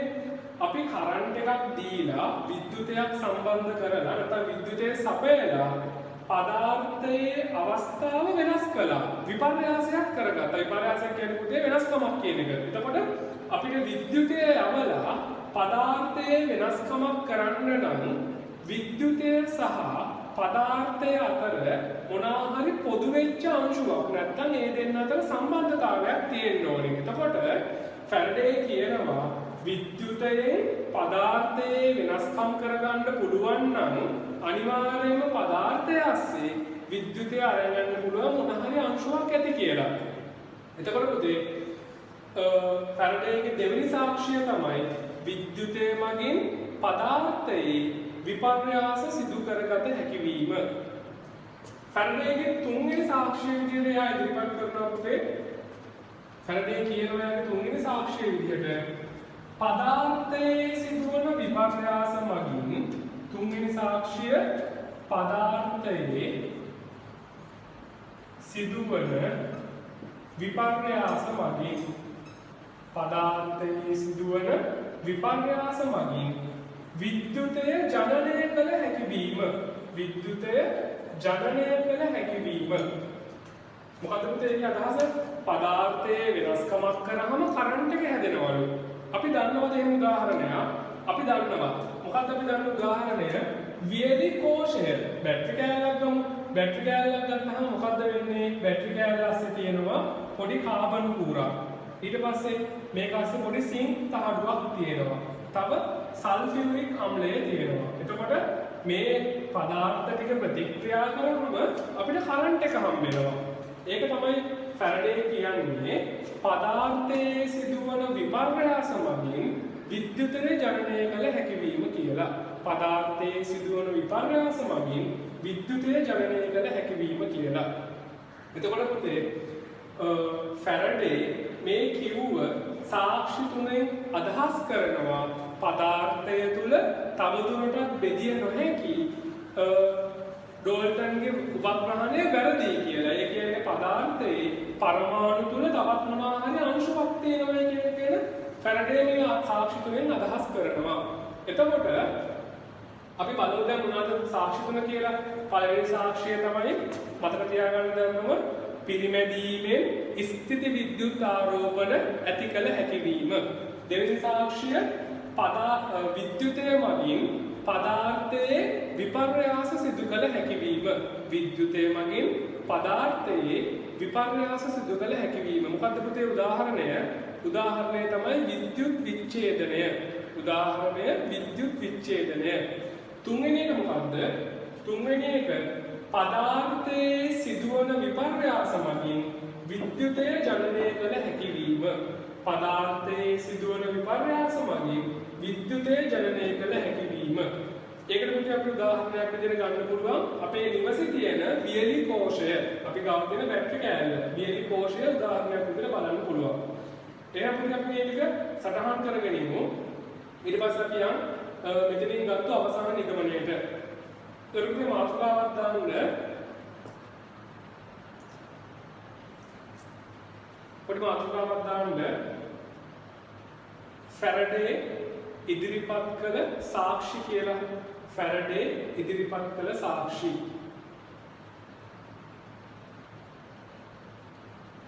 ෆැරඩේ ඉදිරිපත් කළ සාක්ෂි. හරි අපි මේකෙන් පොඩ්ඩක් මූලිකව සටහන ලියාගමු පුතේ. ලියන්න. මයිකල්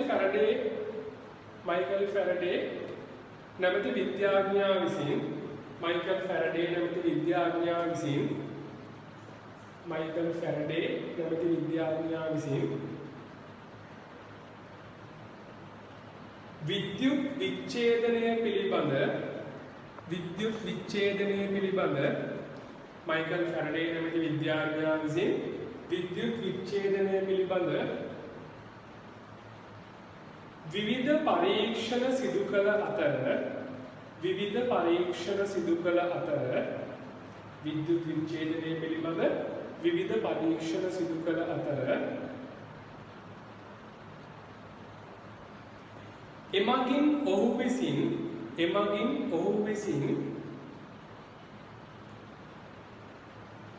පදාර්ථය තුල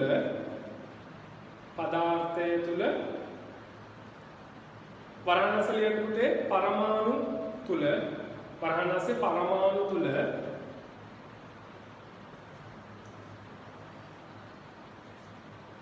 විද්‍යුතය සන්නේනය කළ හැකි වනසේ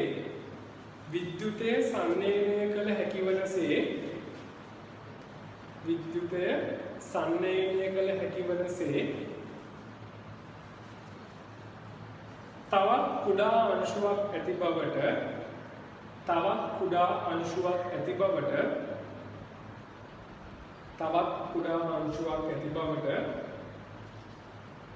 සාක්ෂි ඉදිරිපත් කරන ලදී.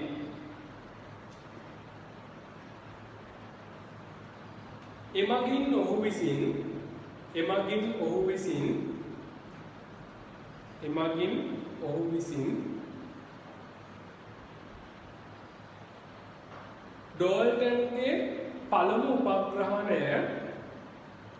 ඩෝල්ටන්ගේ පළමු උපග්‍රහණය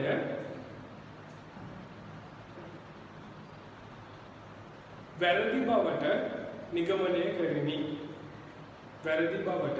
නිගමනය කෙරිණි.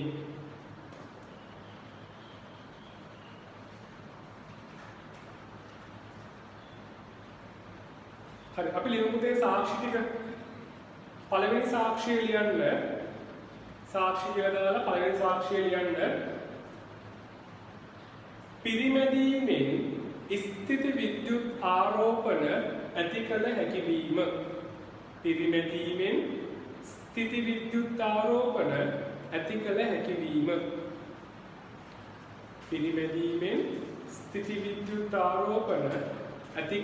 වීම.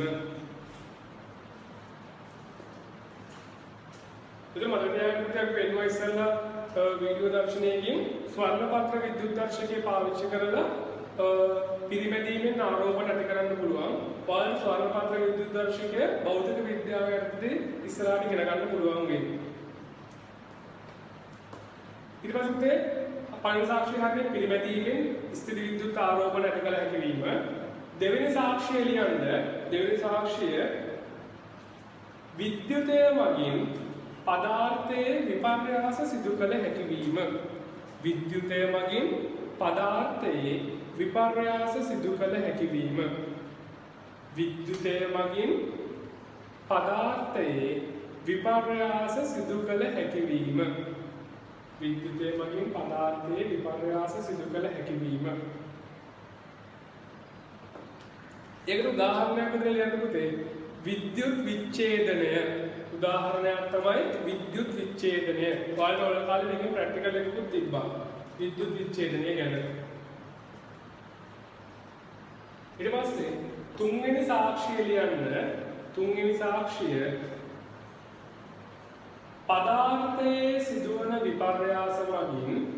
පදාර්ථයේ සිදුවන විපර්යාස මගින් විද්‍යුතය ජනනය කළ හැකි වීම. පදාර්ථයේ සිදුවන විපර්යාස මගින් විද්‍යුතය ජනනය කළ හැකි වීම. තුන්වෙනි සාක්ෂිය පුතේ පදාර්ථයේ සිදුවන විපර්යාස මගින් විද්‍යුතය ජනනය කළ හැකි වීම. පදාර්ථයේ සිදුවන විපර්යාස මගින් විද්‍යුතය ජනනය කළ හැකි වීම. එතකොට පුතේ ඒක උදාහරණයක් විදිහට ලියන්න. වියලි කෝෂය. උදාහරණය වියලි කෝෂය. උදාහරණය වියලි කෝෂය. එතකොට මේ ෆැරඩේ කිව්ව අදහසත් එක්ක විවිධ විද්‍යාඥයෝ දැන් පිළිගන්න පටන් අර ගන්නවා ඩෝල්ටන් කිව්ව දේ වැරදි, පරමාණු මාස්සේ තවත් කුඩා අංශු තියෙනවායි කියලා. මේ විද්‍යුතය සංවේදනය කරන්න පුළුවන් අංශුව හොයාගන්න කලින්ම ස්ටෝනි කියන විද්‍යාඥයා නම් කරනවා ඉලෙක්ට්‍රෝනය කියලා. එතකොට පුතේ මතක තියාගන්න ඉලෙක්ට්‍රෝනය හොයාගන්නේ වෙනම විද්‍යාඥයෙක් ජේ.ජේ. තොම්සන්. ඒ වුණාට ඉලෙක්ට්‍රෝනය හොයාගන්න කලින්ම ස්ටෝනි කියන විද්‍යාඥයා ෆැරඩේ කිව්ව අදහසත් එක්ක නම් කරනවා මේ තියෙන ඍණාරෝපණය නැත්නම් විද්‍යුතය සංවේදනය කරන්න පුළුවන් අංශුව විද්‍යුතය සංවේදනය කරන මේ අංශුව ඉලෙක්ට්‍රෝනය කියන එක ස්ටෝනි විද්‍යාඥයා විසින් නම් කරනවා. ඕක විශේෂයෙන් අපි සටහන් කරගමු. මොකද ගොඩක් විභාග ප්‍රශ්න පත්‍රවල මේක විශේෂයෙන් අහලා තියෙනවා. මොකද ගොඩක් ළමයි හිතාගෙන ඉන්නවා ඉලෙක්ට්‍රෝනය තොම්සන් හොයාගත්තට පස්සේ තමයි ස්ටෝනි නම් කරේ කියලා. ඒක වැරදි පුතේ. ස්ටෝනි ඉලෙක්ට්‍රෝනය පරීක්ෂණාත්මකව හොයාගන්න කලින් ෆැරඩේ කිව්ව අදහස ඔස්සේ ගිහිල්ලා මේ විද්‍යුතය සංවේදනය කරන අංශුව ඉලෙක්ට්‍රෝනයයි කියලා එයා නම් කරලා තිබ්බේ. එයා නම් කරපු එක තමයි පස්සේ කාලෙක තොම්සන් පරීක්ෂණාත්මකව හොයාගෙන පෙන්වන්නේ. අපි පුතේ ඔකට සටහන් කරගමු. ලියන්න වෙන මේ අටින් තරුවක් දාලා වැදගත් කරුණක් වෙනම මොකක් හරි විශේෂ රතුපෑනින් වගේ මොකක් හරි ලකුණක් දාලා ලියා ගන්න. අපි වෙනම ලකුණු කරලා තියෙනවා ආය නැවත ඔයාලා අනිවාර්යයෙන් බලන්න ඕනේ. විභාගෙට ප්‍රශ්න අහන පොයින්ට්ස් තමයි අපි ඔය පාර්ට් කෑන් වලින් ලකුණු කරන්නේ. හරි ලියන්න පුතේ. ෆැරඩේ විසින්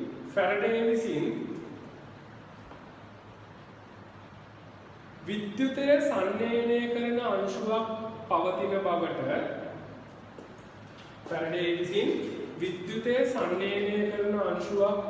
බවට නිගමනය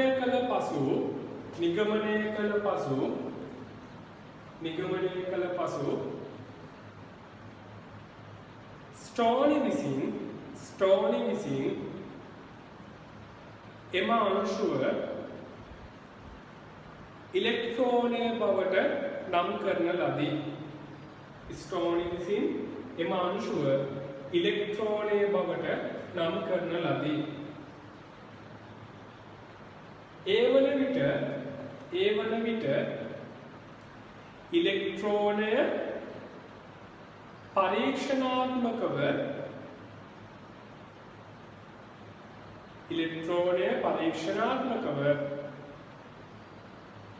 තොම්සන් විසින්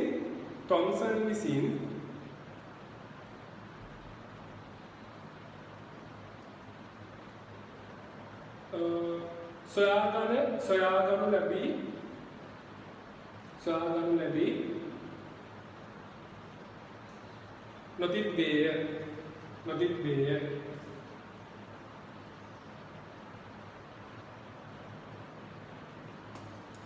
හරි එතකොට ස්ටෝනි කියන විද්‍යාඥයා ඉලෙක්ට්‍රෝනය නම් කරා. මේ අංශුව ඉලෙක්ට්‍රෝනය කියලා නම් කරා. දැන් ඊට පස්සේ ෆැරඩේ ඔය කිව්ව නිගමනත් එක්ක විවිධ විද්‍යාඥයෝ මේ ඉලෙක්ට්‍රෝනය හොයාගන්න පටන් ගන්නවා.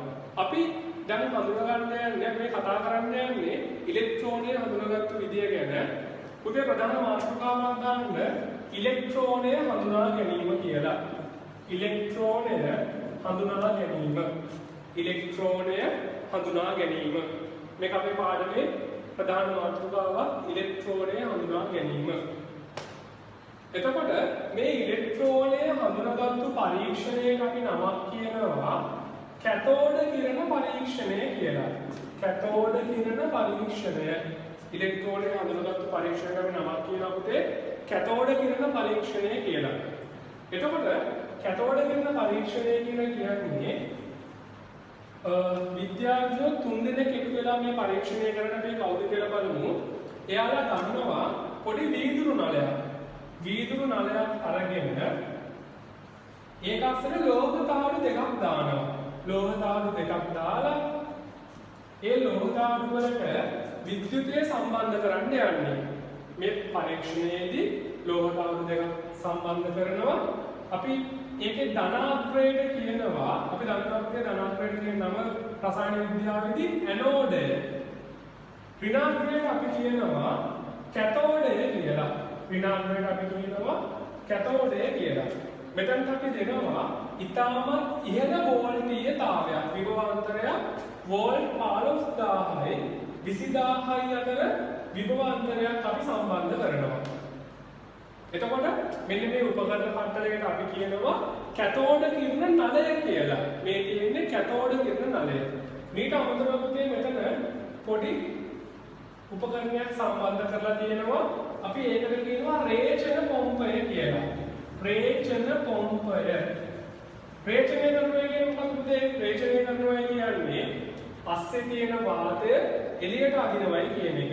අස්සේ තියෙන වාතය එළියට අදින්න තමයි රේචන පොම්පයක් පාවිච්චි කරන්නේ. එතකොට මෙතන ලෝහ තාඩු දෙකක් තියෙනවා ඇනෝඩය කැතෝඩය විදියට. ඉතාමත් ඉහළ වෝල්ටේජතාවයක් සපයන්න පුළුවන් උපකරණයක් මෙතන සම්බන්ධ කරලා තියෙනවා. තව රේචන පොම්පයක් තියෙනවා. තවපුතේ මෙන්න මේ වීදුරු නලයට අපි සිංක් සල්ෆයිඩ් කියලා ධනයක් තියෙනවා ZNS. පොඩි සුදු පාට සංයෝගයක් සිංක් සල්ෆයිඩ් ආලේප කරලා තියෙන්නේ. ඒ මොනවාටද කියලා අපි එකිනෙක කරුණු පැහැදිලි කරගමු. අපි මේ අන්න සටහන කැතෝඩ කිරණ නලයකට සටහන අපි පොඩි වීඩියෝ දර්ශනයකින් බලලා ඉමු. එතකොට පුතේ මේ වීඩියෝ දර්ශනය බලලා ඉවර වෙලා අද දවසට පාඩම අපි අවසන් කරනවා. අපි ඊළඟ දවසේදී ඉලෙක්ට්‍රෝනය හඳුනා ගැනීම කොටස නැවත මුලින් ඉඳන් ආරම්භ කරලා එතනින් එහාට කරගෙන යන ඔයාලට දැන් බලන්න පුළුවන් කැතෝඩ කිරණ නලය කොහොමද තියෙන්නේ කියලා ත්‍රිමාන video දර්ශනයකින්. Cathode rays are produced in a discharge tube. A vacuum pump is used to evacuate the discharge tube. The cathode of the tube is connected to the negative terminal of the battery, and the anode of the tube is connected to the positive terminal of the battery. It was observed that, at normal pressure, the gas did not allow the current to pass through it. However, when the pressure of the tube was reduced to 0.001 mm Hg, and a high potential difference between 10 kV and 20 kV was applied, at the end of the tube, a glow was seen on the walls of glass tube. The rays emitted by the cathode travel towards anode. The attraction of rays towards anode reveals that the rays carry negative charge. Properties of cathode rays are: 1. When any object is placed in the path of the cathode rays, these rays cast shadows. This shows that cathode rays travel in straight line. 2. When a wheel was placed in the path of cathode rays, the wheel rotates. This shows that rays consist of some particle and some kinetic energy. 3. In the presence of an electric field, the rays are deflected towards the positive plate. This confirms that cathode rays consist of negatively charged particles. 4. In the presence of a magnetic field, the rays are deflected. This shows that the cathode rays are affected by the magnetic field.